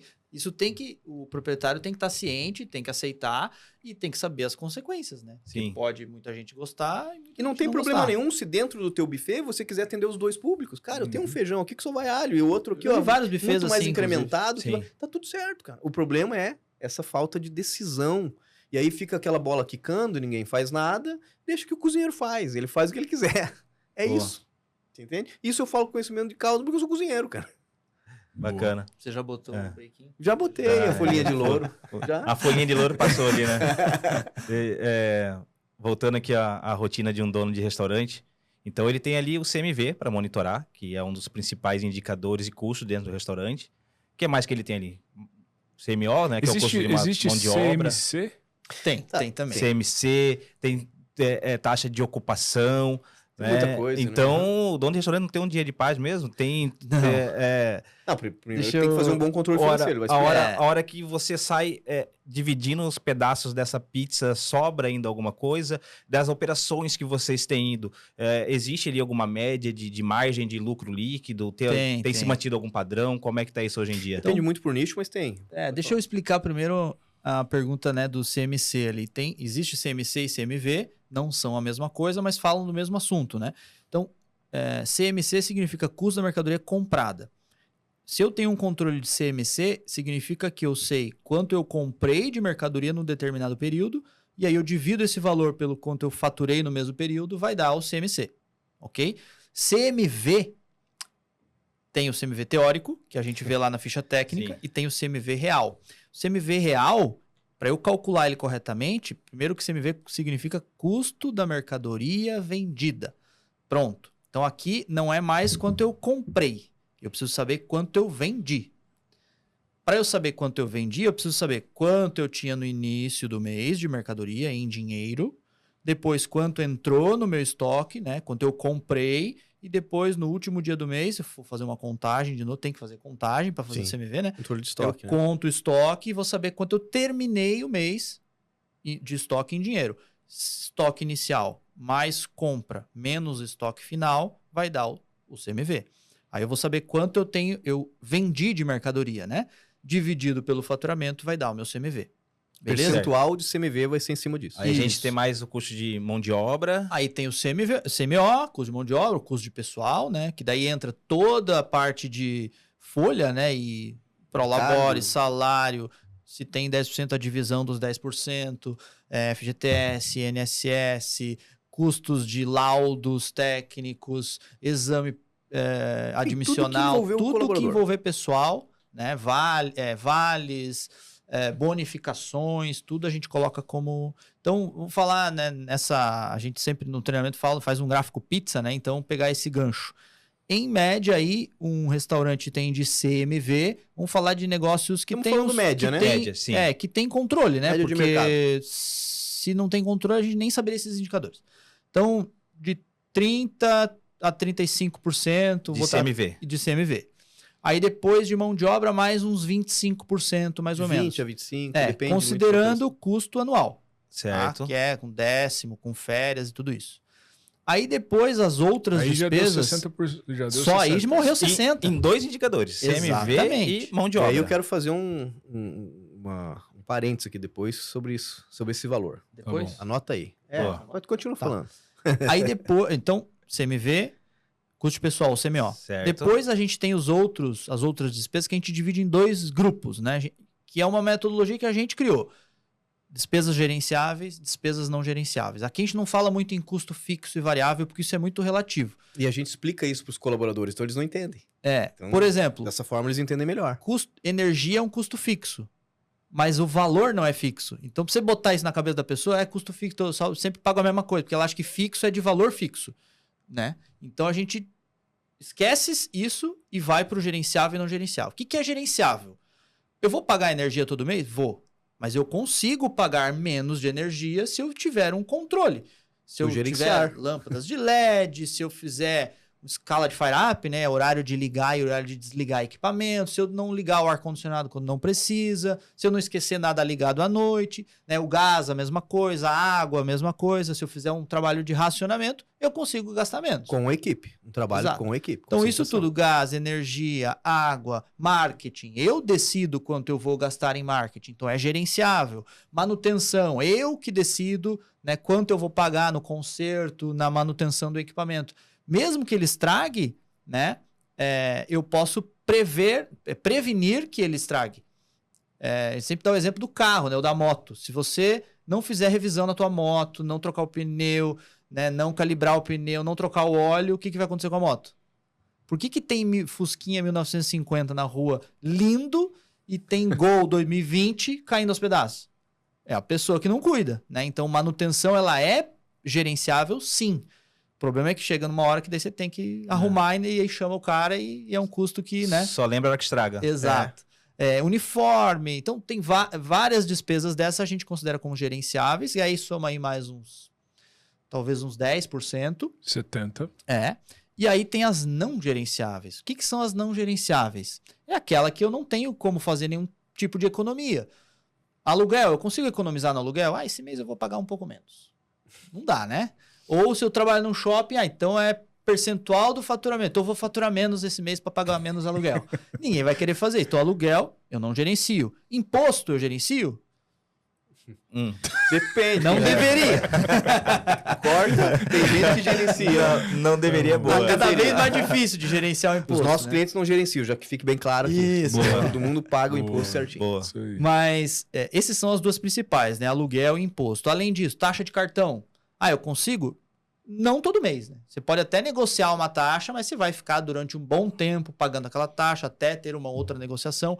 Então, taxa de cartão, contador, né? Contabilidade, é uma despesa, né, que você tem ali recorrente que você não consegue gerenciar.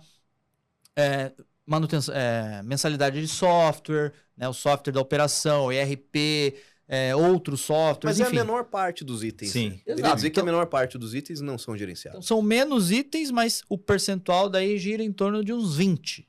Então, 60, 70, 90. Isso é média, né? Sim. Então, a média de resultado operacional é 10%. Ou seja, se eu faturar 100 mil por mês em média, vai me sobrar 10. Se eu tenho um sócio, 5 para cada um. Não é 5 para cada um. Por quê? Porque dentro desses tipos de despesa, a gente não considerou despesas não operacionais. O que são despesas não operacionais? Investimentos e despesas financeiras, empréstimo, financiamento, dívidas, né? Então, por exemplo, o cara abre um negócio que ele gastou 300 mil para abrir esse negócio, né? Um novo negócio. Ele tá dando consultoria aqui, Mas Viu? agora foi. Mas ele só tinha 150, então ele pegou os outros 150 do banco. Sim, Quem que vai pagar esses 150? Se ele já não tinha antes, quem vai pagar é o negócio. sim, Então, esse valor da parcela vai sair desse 10%, sim. que faz parte do investimento.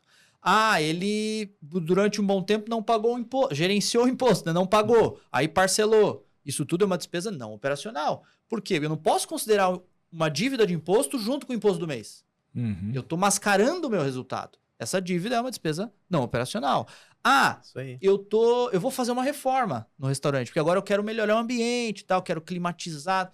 Isso é investimento. Sai desses 10. Então nunca é 10, Sim. porque não sobra esses 10. Financeiramente. Mas não é média mesmo gira em torno de 10%. média de mercado. Ah. Claro De que resultado tem, operacional, a sim. gente tem clientes fazendo muito mais do que a média e já pegamos clientes que não faziam a média e até E fica negativo. devendo. Né? E aí a gente tem que fazer um trabalho para melhorar. Mas eu costumo dizer o seguinte, cara, que o dono de restaurante que hoje, que empreende no Brasil, que tem... Cara, o cara é um guerreiro.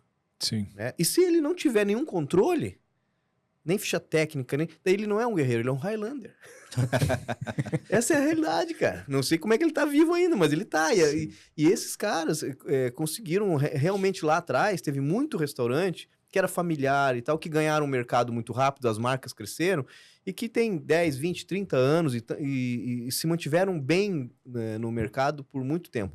E é engraçado que esse ano, que 2 anos para cá, depois da pandemia, esses restaurantes começaram a nos procurar mais. A gente percebeu essa mudança do público. Começaram a nos procurar mais. Por quê?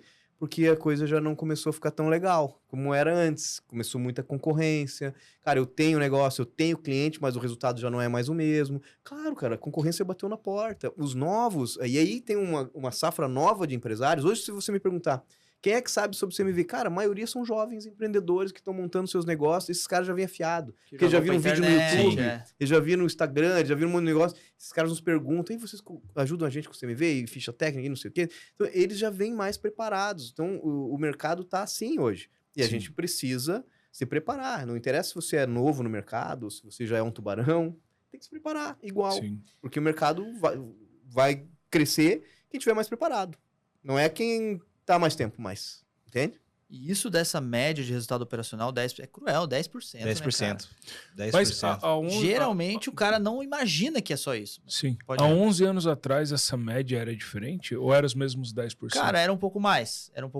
Ah. É que Mas tinha assim, muito mais gente na informalidade também, né? Então, acaba duas que... A coisas... gente tá falando um negócio 100% legalizado, pagando Entendi. todo mundo na folha, pagando imposto, é nesse nível. Duas coisas de informalidade que favoreciam antigamente, né? As margens serem melhor, o resultado ser melhor.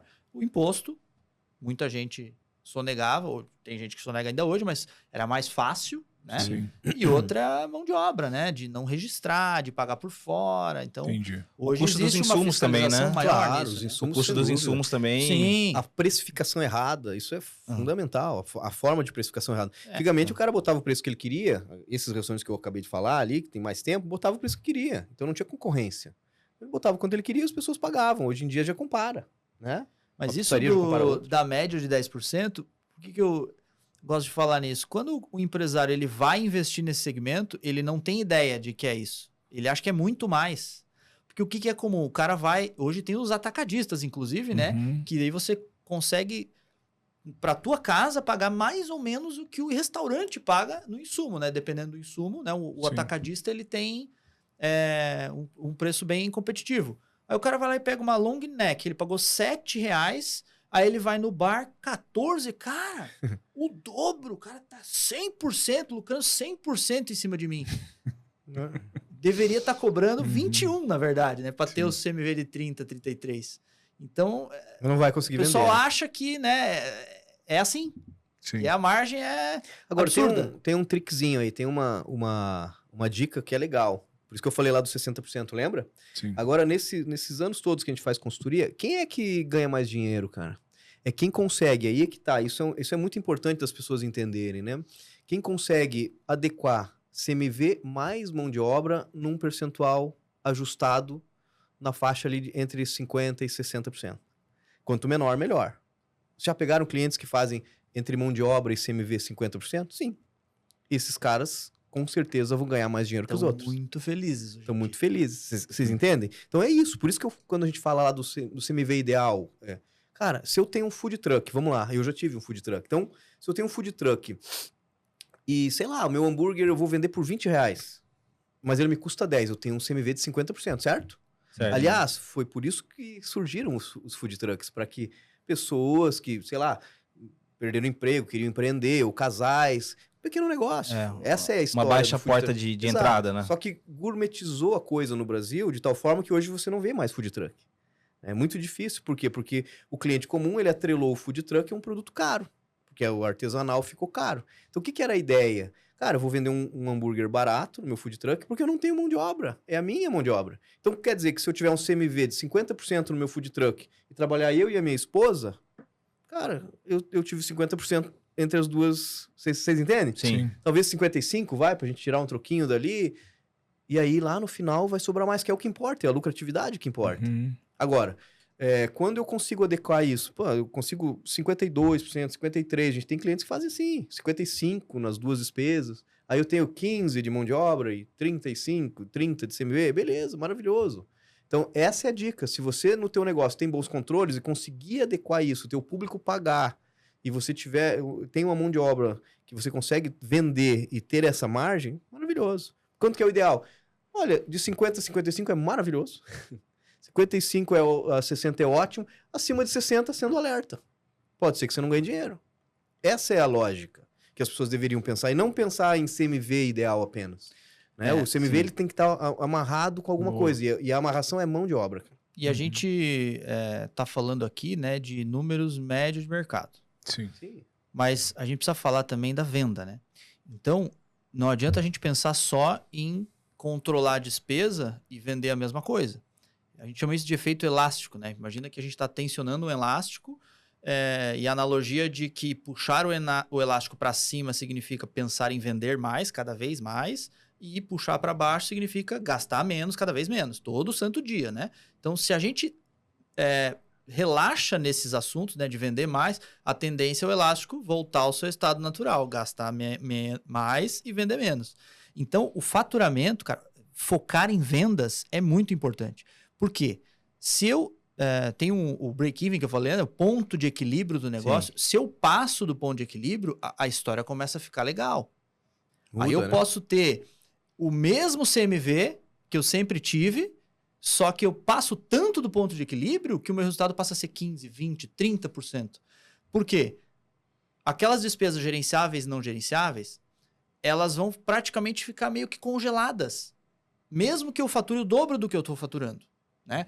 Talvez gaste um pouquinho mais de energia, Esse é o pulo do gato. mas eu não estou falando em funcionar mais vezes na semana, nem em horários. Eu estou falando em vender mais no mesmo horário que eu já vendo, com a mesma equipe que eu tenho, né? Deixando despesas, dias né? menos ociosos. Então, qual é a única despesa daí que vai acompanhar o faturamento? O CMV. Ele vai ser 30%. Se ele é 30% hoje, ele vai ser 30% vendendo 100 mil ou 1 milhão. Só que as outras, elas não vão subir proporcionalmente. Eu vou ter que talvez aumentar um pouquinho a equipe, vou ter que botar alguém na recepção, vou botar mais um comigo, Mas não vou é botar proporcional, né? mais um auxiliar, mas não vai ser proporcional. Então, chega um momento que passa tanto do ponto de equilíbrio que daí sim a lucratividade, aí o cara começa a ganhar dinheiro mesmo, porque merece, porque o dono do restaurante merece ganhar dinheiro, cara. Merece muito, só que às vezes toma as decisões erradas e não, às vezes tem aquilo na cabeça, não controla, não mede nada, e aí por fica isso que patinando, sabe? Na temporada, a gente tem cliente esse mês que fez 40% de resultado. Mas é porque exatamente isso. Passou muito ponto de E equilíbrio. o custo foi praticamente o custo do inverno. A única coisa que aumentou foi o CMV, porque, claro, vendeu mais, custo da mercadoria vendida. Se eu vender mais, eu vou ter mais custo. E aí, para quem tem um DRE e tal, o ideal é a gente começar depois a analisar essa lucratividade anual, no até trimestre. É assim que se faz negócio, né? Pô, vamos analisar no trimestre, porque tá poluído aqui, acabei me estocando e tal. E como as pessoas não têm os controles, elas ficam com medo. Um mês vendeu 1 milhão, deu 40% do resultado. Puta, eu botei 400 pau no bolso. Mas no outro mês vende 500 e já comeu bastante daquele dinheiro lá porque eu gastei. Entende? Então tem que cuidar com isso. E eu tô falando de quem fatura grande. Quem fatura pouco, pior ainda. Falando dessa parte de ponto de equilíbrio, quando estourou a pandemia, né? A gente ajudou os nossos clientes ali a tomar essas decisões e principalmente essa parte financeira. E a gente tentava tranquilizar os clientes no seguinte sentido, né? Tá, beleza, você vai lockdown, você vai faturar de tanto para 0, né? Então, uma ação era, claro, começar o delivery para quem não fazia e para quem já fazia, a maior parte dos casos que a gente ouviu falar, né, ou que a gente presenciou de clientes nossos, deslancharam seus negócios, né? O delivery já era bom e ficou muito melhor. Aliás, nossos clientes cresceram na pandemia, a maior parte. Mas teve época ali, né, do lockdown mesmo, que nem delivery podia, né? Sim. Então, a gente tranquilizava no seguinte sentido, cara, se você não vender, o teu principal custo não vai ter. Se você não vende, você não compra, ok? Então, calma. Mão de obra é o segundo? Tá tendo uma ação do governo ali de auxílio para, né, subsidiar a parte do salário, até esqueci os termos agora, mas tinha isso, Sim, né? tinha. Então, pô, adere isso aí, já vai te ajudar. Aluguel é uma despesa alta? Pô, vamos negociar. Imposto também tinha. Depois Mas veio... se você não vender, né? Para quem tá no presumido, veio o PERSE, que é uma ação oriunda do pós-pandemia para incentivar os empresários desse ramo de turismo. Então, tem várias ações que suavizaram um pouco o impacto. Não estou dizendo que não teve impacto, né? Suavizaram para quem tinha essa clareza, claro, tá? Claro. Porque a imensa maioria... Claro, isso que tu falou agora, total. em 1 minuto, teria salvado, acredito, muitos restaurantes. É que daí, claro, os nossos clientes recorreram a gente, né? E a gente foi, calma, vamos pensar o que vai acontecer. Tá tudo ok, tá ruim, mas não vamos se desesperar, tem que pensar, né, cara? Pensar na solução, né? Na solução do problema. E assim, a pandemia, ela veio assim, cara, se você já tava na UTI, a pandemia veio e te pisou no pescoço. Essa foi a realidade. E quem estava preparado na pandemia, eu lembro de clientes que tinham montado o delivery há 60, 90 dias. Cara, esses caras voaram. Agora, quem tentou se readequar com delivery na pandemia sofreu, porque as indústrias de embalagem estavam fechadas. Então, eu não consigo entregar. Eu não tenho embalagem e tal. Então, foi meio que improvisado, assim. E não estou falando só dessa parte da organização do delivery, sim da gestão. Então, quem estava com problema, quem não tinha fluxo de caixa, por exemplo, capital de giro... Tem muita gente que já estava na UTI. A pandemia, infelizmente, veio e tirou do mercado. E aí a gente entendeu um movimento pós-pandemia que, cara, aí o negócio acelerou, porque daí as pessoas vinham querendo montar restaurante, porque o mercado, um monte de gente saiu, um monte de player saiu do mercado. Então abriu um leque ali, muita gente tentou montar e se deu mal.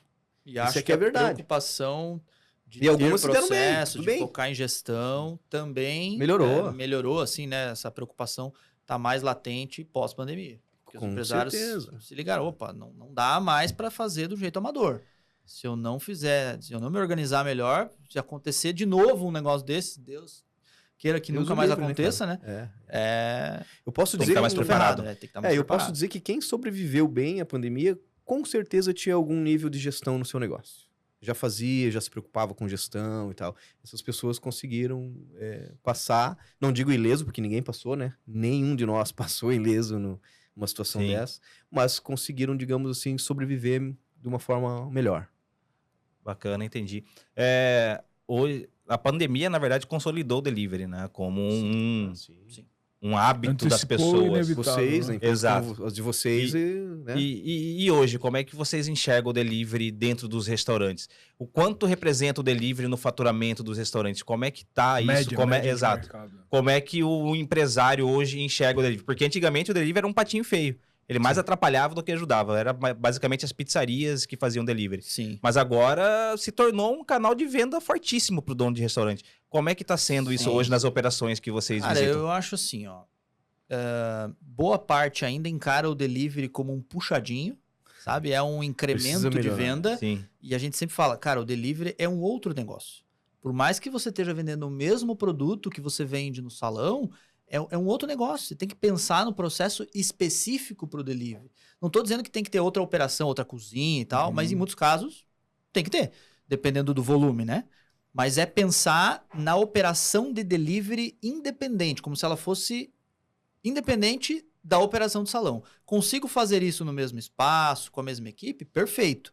Mas, né, não é só botar o produto num pacote e dar para o motoboy levar. Sim. Tem muita coisa por trás disso, né? Mas eu vejo assim, que dos clientes que a gente tem mais contato, que a gente atende ou que a gente conhece, o nível de profissionalismo mudou bastante, né?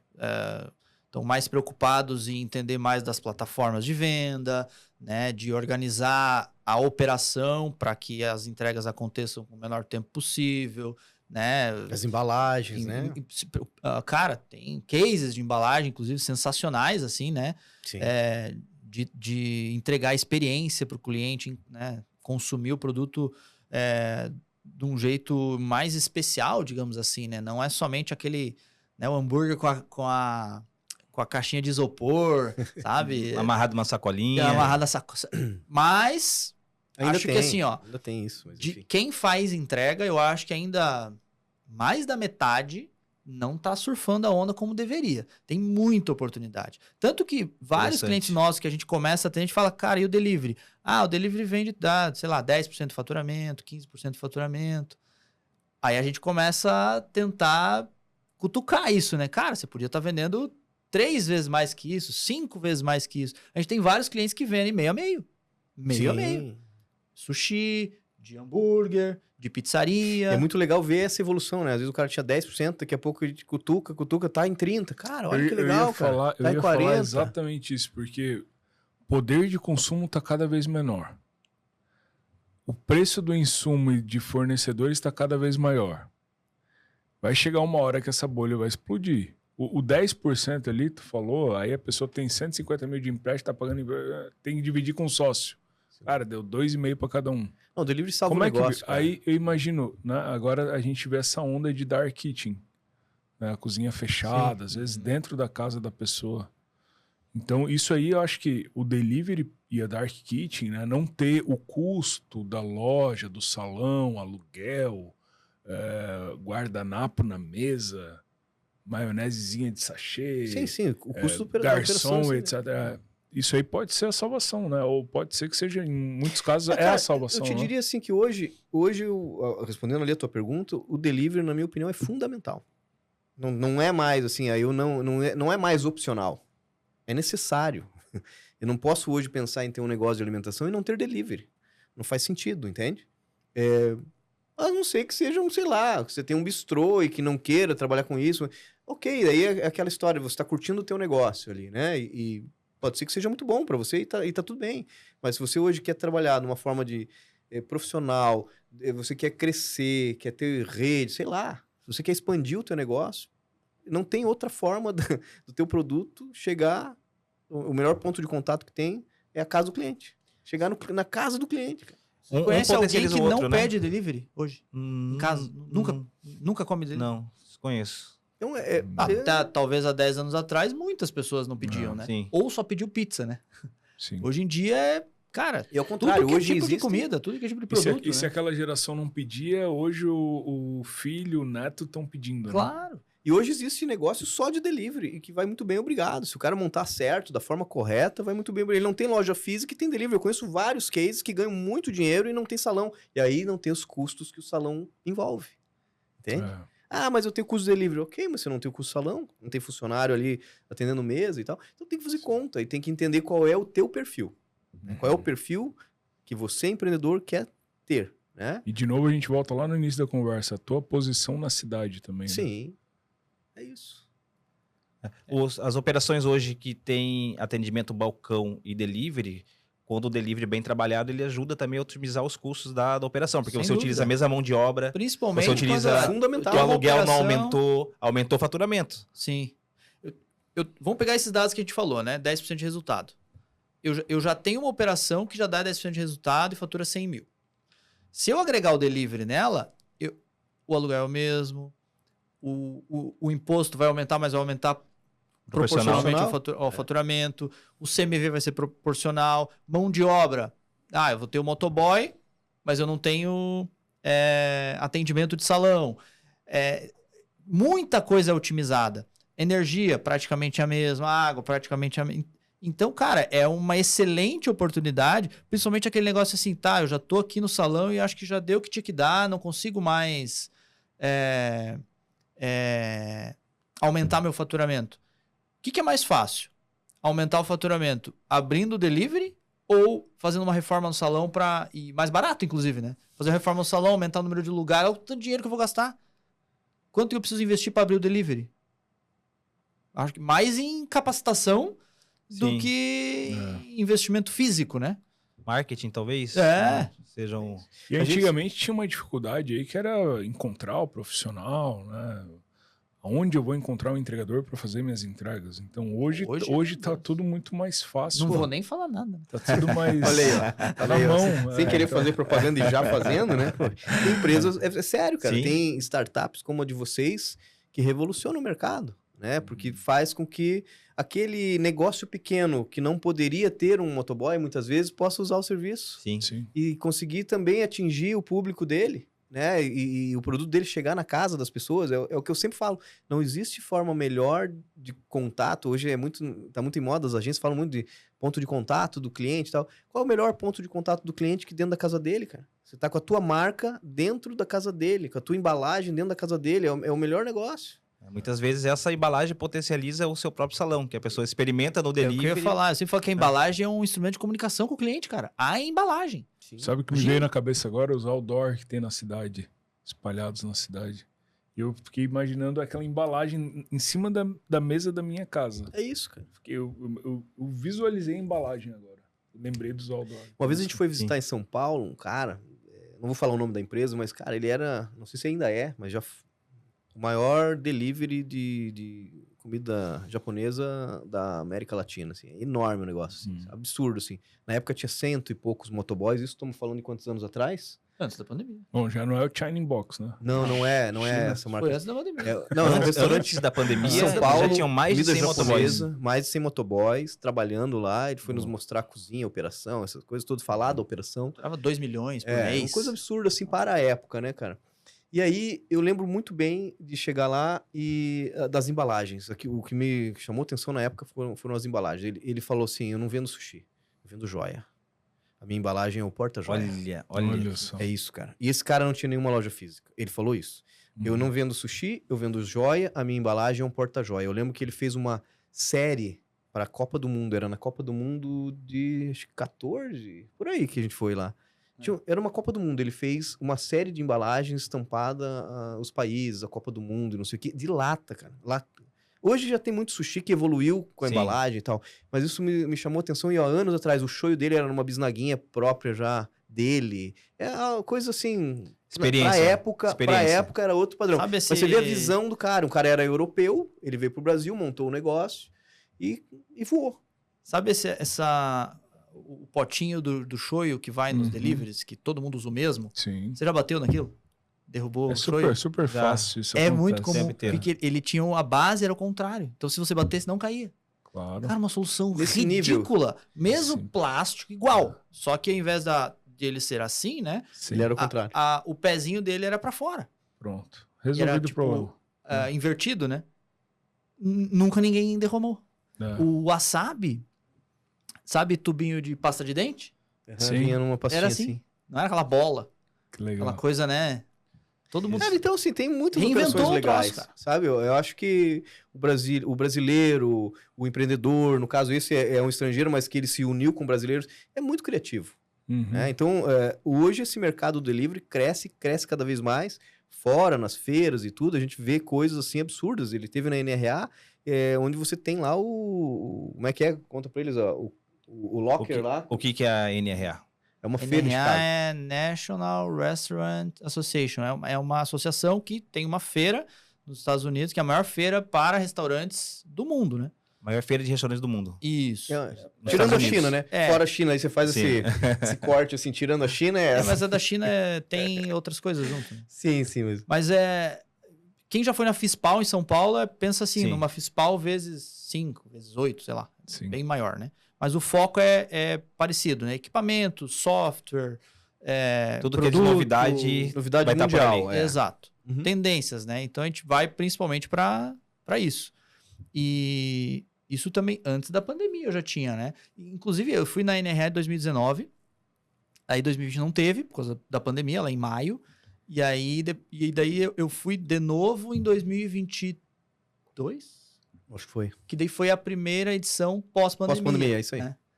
E na de 2019, antes da pandemia, o delivery era o assunto do momento, antes da pandemia, cara. Já estavam colocando como uma tendência. Aquele DoorDash lá, que é o O iFood iFood da... deles Sim, lá, sim, né? sim. Super em alta, palestras sobre o assunto, né? E aí tinha lá, esse locker era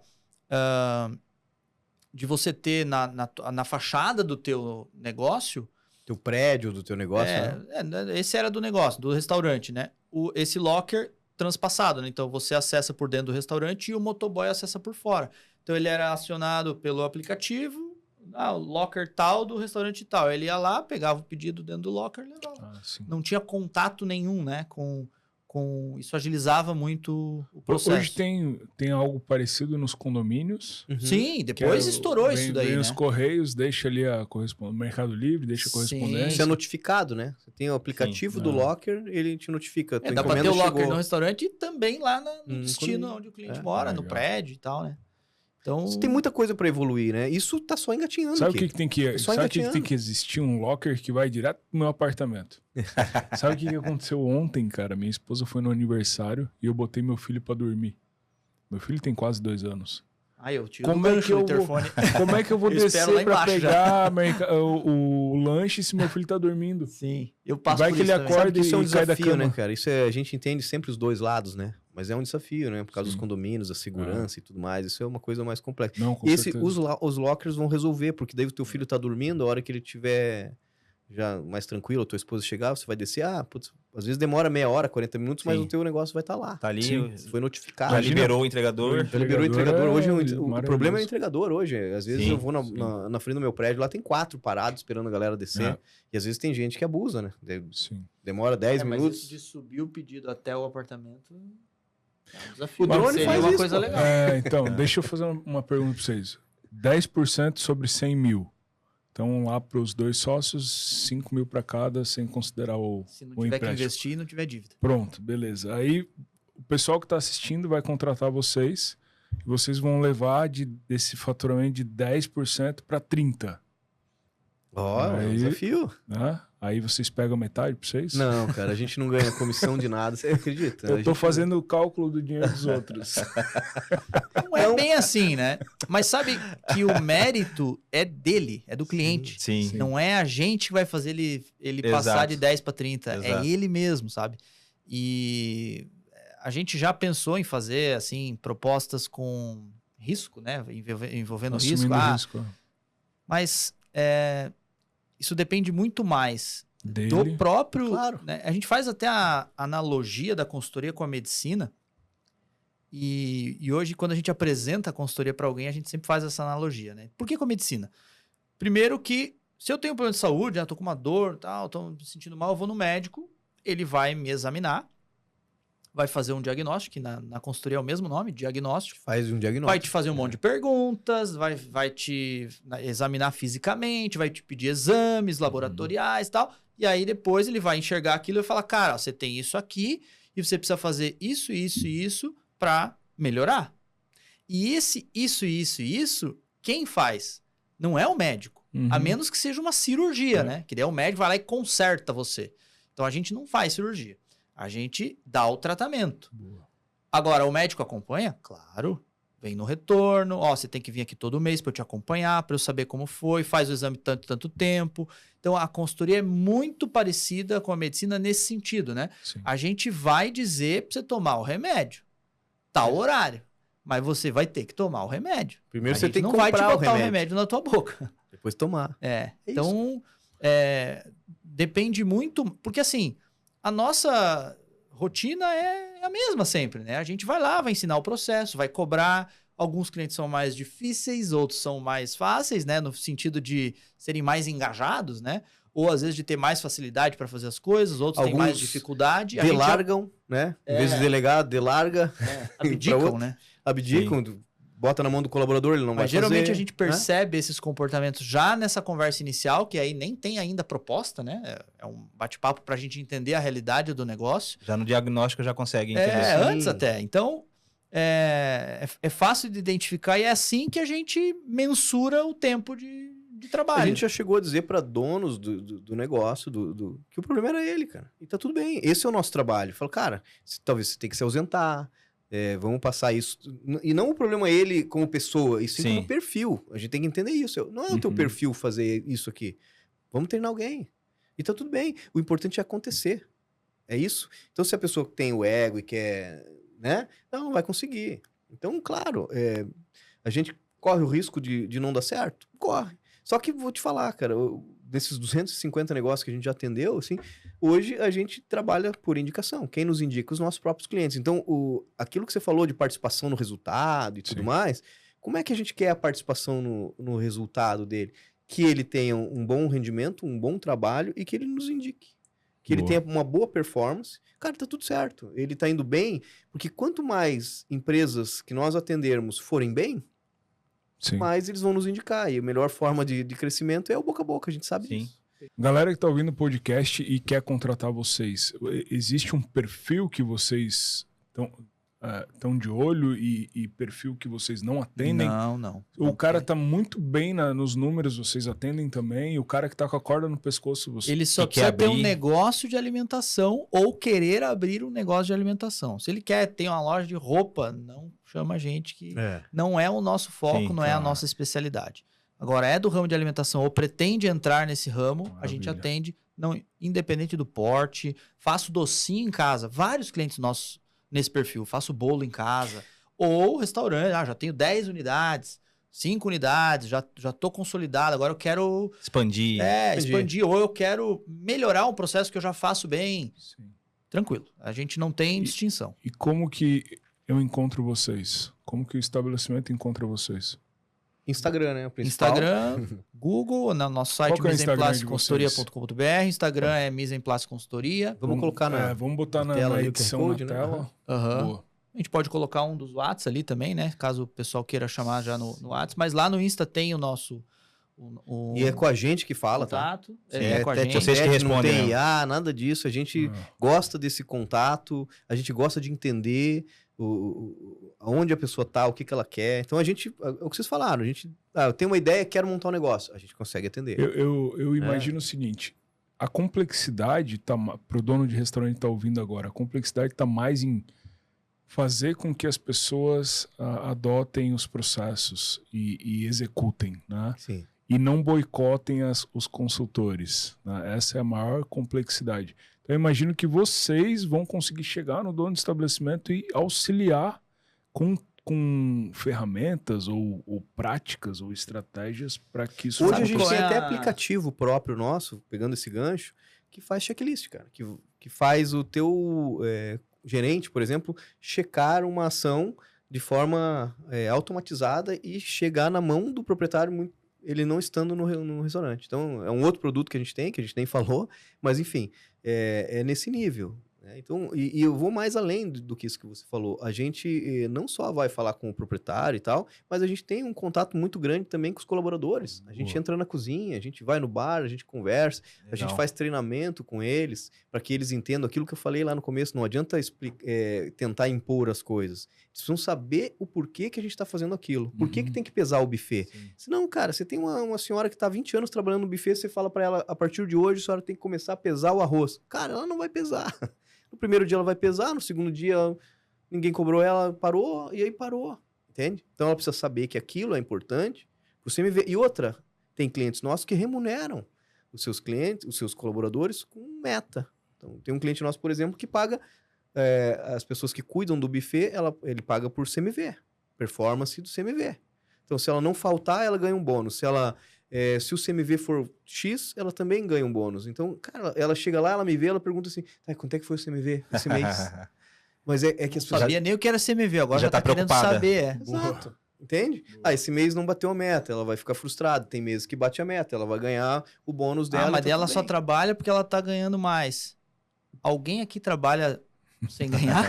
Ou pra ganhar menos? Pra que serve o Sim, trabalho? sim. Pra nos manter, né? Só Por queria isso falar que de uma você- última coisa, pode ser, não? Pode, claro. Fala você primeiro, depois eu quero falar do contra rapidinho. Eu ia pegar esse gancho.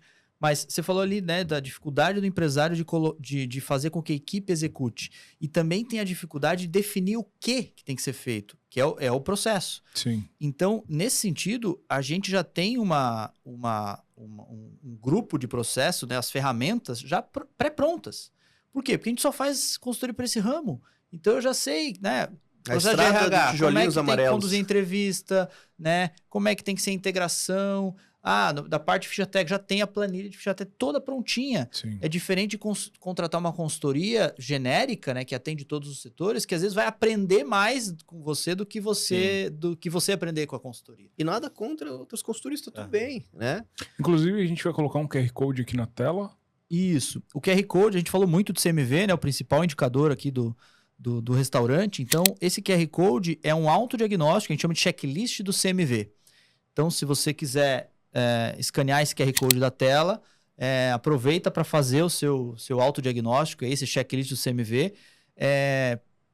Bom, se você não acha que não tem um bom CMV, então provavelmente você vai ter uma nota bem ruim nesse checklist, mas Que legal. qual que é a boa notícia? Se você não está fazendo a maior parte dessas coisas que estão nesse checklist, se você fizer, vai melhorar seu CMV sem dúvida nenhuma. Potencial de bola. gigantesco. Quem não mede não sabe. Primeira Exato. coisa é buscar a nota ruim, né? E depois melhorar. E você estava falando ali antes, né, às vezes do proprietário não ter aptidão para aquilo, não gostar daquilo. A contra o BPO, depois o Léo vai Pode falar um você, pouquinho tá mais, tudo né? bem. A contra o BPO nasceu por quê? BPO, para quem não sabe, é terceirização do financeiro, né? Business Process Outsourcing. A gente faz o financeiro, daí isso não tem nada a ver com a consultoria, é uma outra empresa, que a gente faz o financeiro de forma terceirizada para os restaurantes. E por que a gente resolveu abrir essa empresa? Muitas vezes a gente tentava implementar o controle financeiro, geralmente quem faz o financeiro é o dono ou alguém mais, né, mais de confiança, então o dono não larga para qualquer pessoa fazer, só que ele não conseguia ter a disciplina de fazer todo dia. Às vezes nem gosta de mexer com guardar números. nota, lançar nota. Exato. E aí a gente, na consultoria, sentia dificuldade em ajudar. Porque daí, se Como é eu que eu não vou tô ajudar medindo, como é que eu vou saber se o resultado melhorou, né? Claro, claro. Chego pra você, quanto é que deu o teu CMV esse mês no financeiro? Não sei. Quanto deu tua mão de obra? Não sei. Não deu Quanto tempo você de gastou fazer. de manutenção? Não sei. Não deu tempo, eu tô... Tá corrido, tá muito corrido. Eu tô A gente- mergulhado aqui na minha rotina do dia a dia. A gente sempre teve a máxima na consultoria, que é o que ele falou, que consultoria não é terceirização de mão de obra. É o contrário, a gente ensina a pescar. A gente ensina você, né, dá a receita para você tomar o remédio. Mas, nesse sentido, nesse único serviço que a gente implementava, tinha esse problema, e aí, para resolver esse gap da gente não conseguir ajudar, a gente montou essa empresa. Então, hoje a gente tem operadoras, né? A gente tem contadora, operadora, que trabalha com a gente e que faz o financeiro de forma terceirizada. Ou seja, a gente é a pessoa do financeiro. Que legal. Então, você não precisa contratar um funcionário para fazer isso. O custo é infinitamente mais baixo do que ter um funcionário, né? Porque, poxa, você tem os encargos trabalhistas, etc. Essa pessoa falta, essa pessoa às vezes Sim. está doente, tem Ela que tem dar férias, treinamento, tem que ela dar não é uma treinamento. especialista. Ela né? não é especialista, ela não vai analisar Ou para ela você. pede pra sair. E aí a gente montou esse negócio e tá dando Legal, super certo, legal. cara. E tira um fardo muito grande, tá? Do dono do Cara, e com estabelecimento. um mês de trabalho, a gente já consegue ter uma leitura de DRE. Isso é o mais legal. Tem gente que tinha 30 anos de restaurante e nunca teve um DRE. Isso é o mais legal. E aí a gente chega ali e fala, cara, com um mês de operação a gente consegue montar e ter já uma leitura. Com 2 meses a coisa começa a ficar legal. Com 3 meses a gente tem uma análise fantástica de um negócio que tinha 30 anos e não tinha isso. E aí você consegue orientar melhor. Então a gente uniu o útil ao agradável Sim. quando montou a Contro, né? E é isso, cara. Então, E a Control também pelo Instagram, vamos botar aqui na edição. vamos colocar, contra o BPO, bom. acha a gente também, quem quiser, quem se interessar, eu quero entender como é que funciona melhor, a gente marca, se for à distância. A gente tem clientes à distância, tem clientes em Belo Horizonte, por exemplo, em outras cidades, que que a gente nunca viu pessoalmente e consegue fazer o controle financeiro.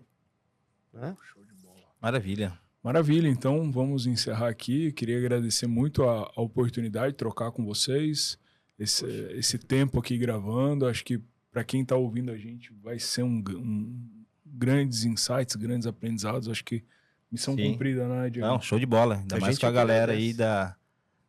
muitas já aulas, estão, né? exato, já estão há tanto tempo no mercado. Vai ser difícil tirar recortes. Bons, Sim, coisa boa. Do Mas, tanto assim, de recortes, né? A gente queria ter agradecido no início ali, ter dito isso, mas a gente agradece né, de coração aí o convite.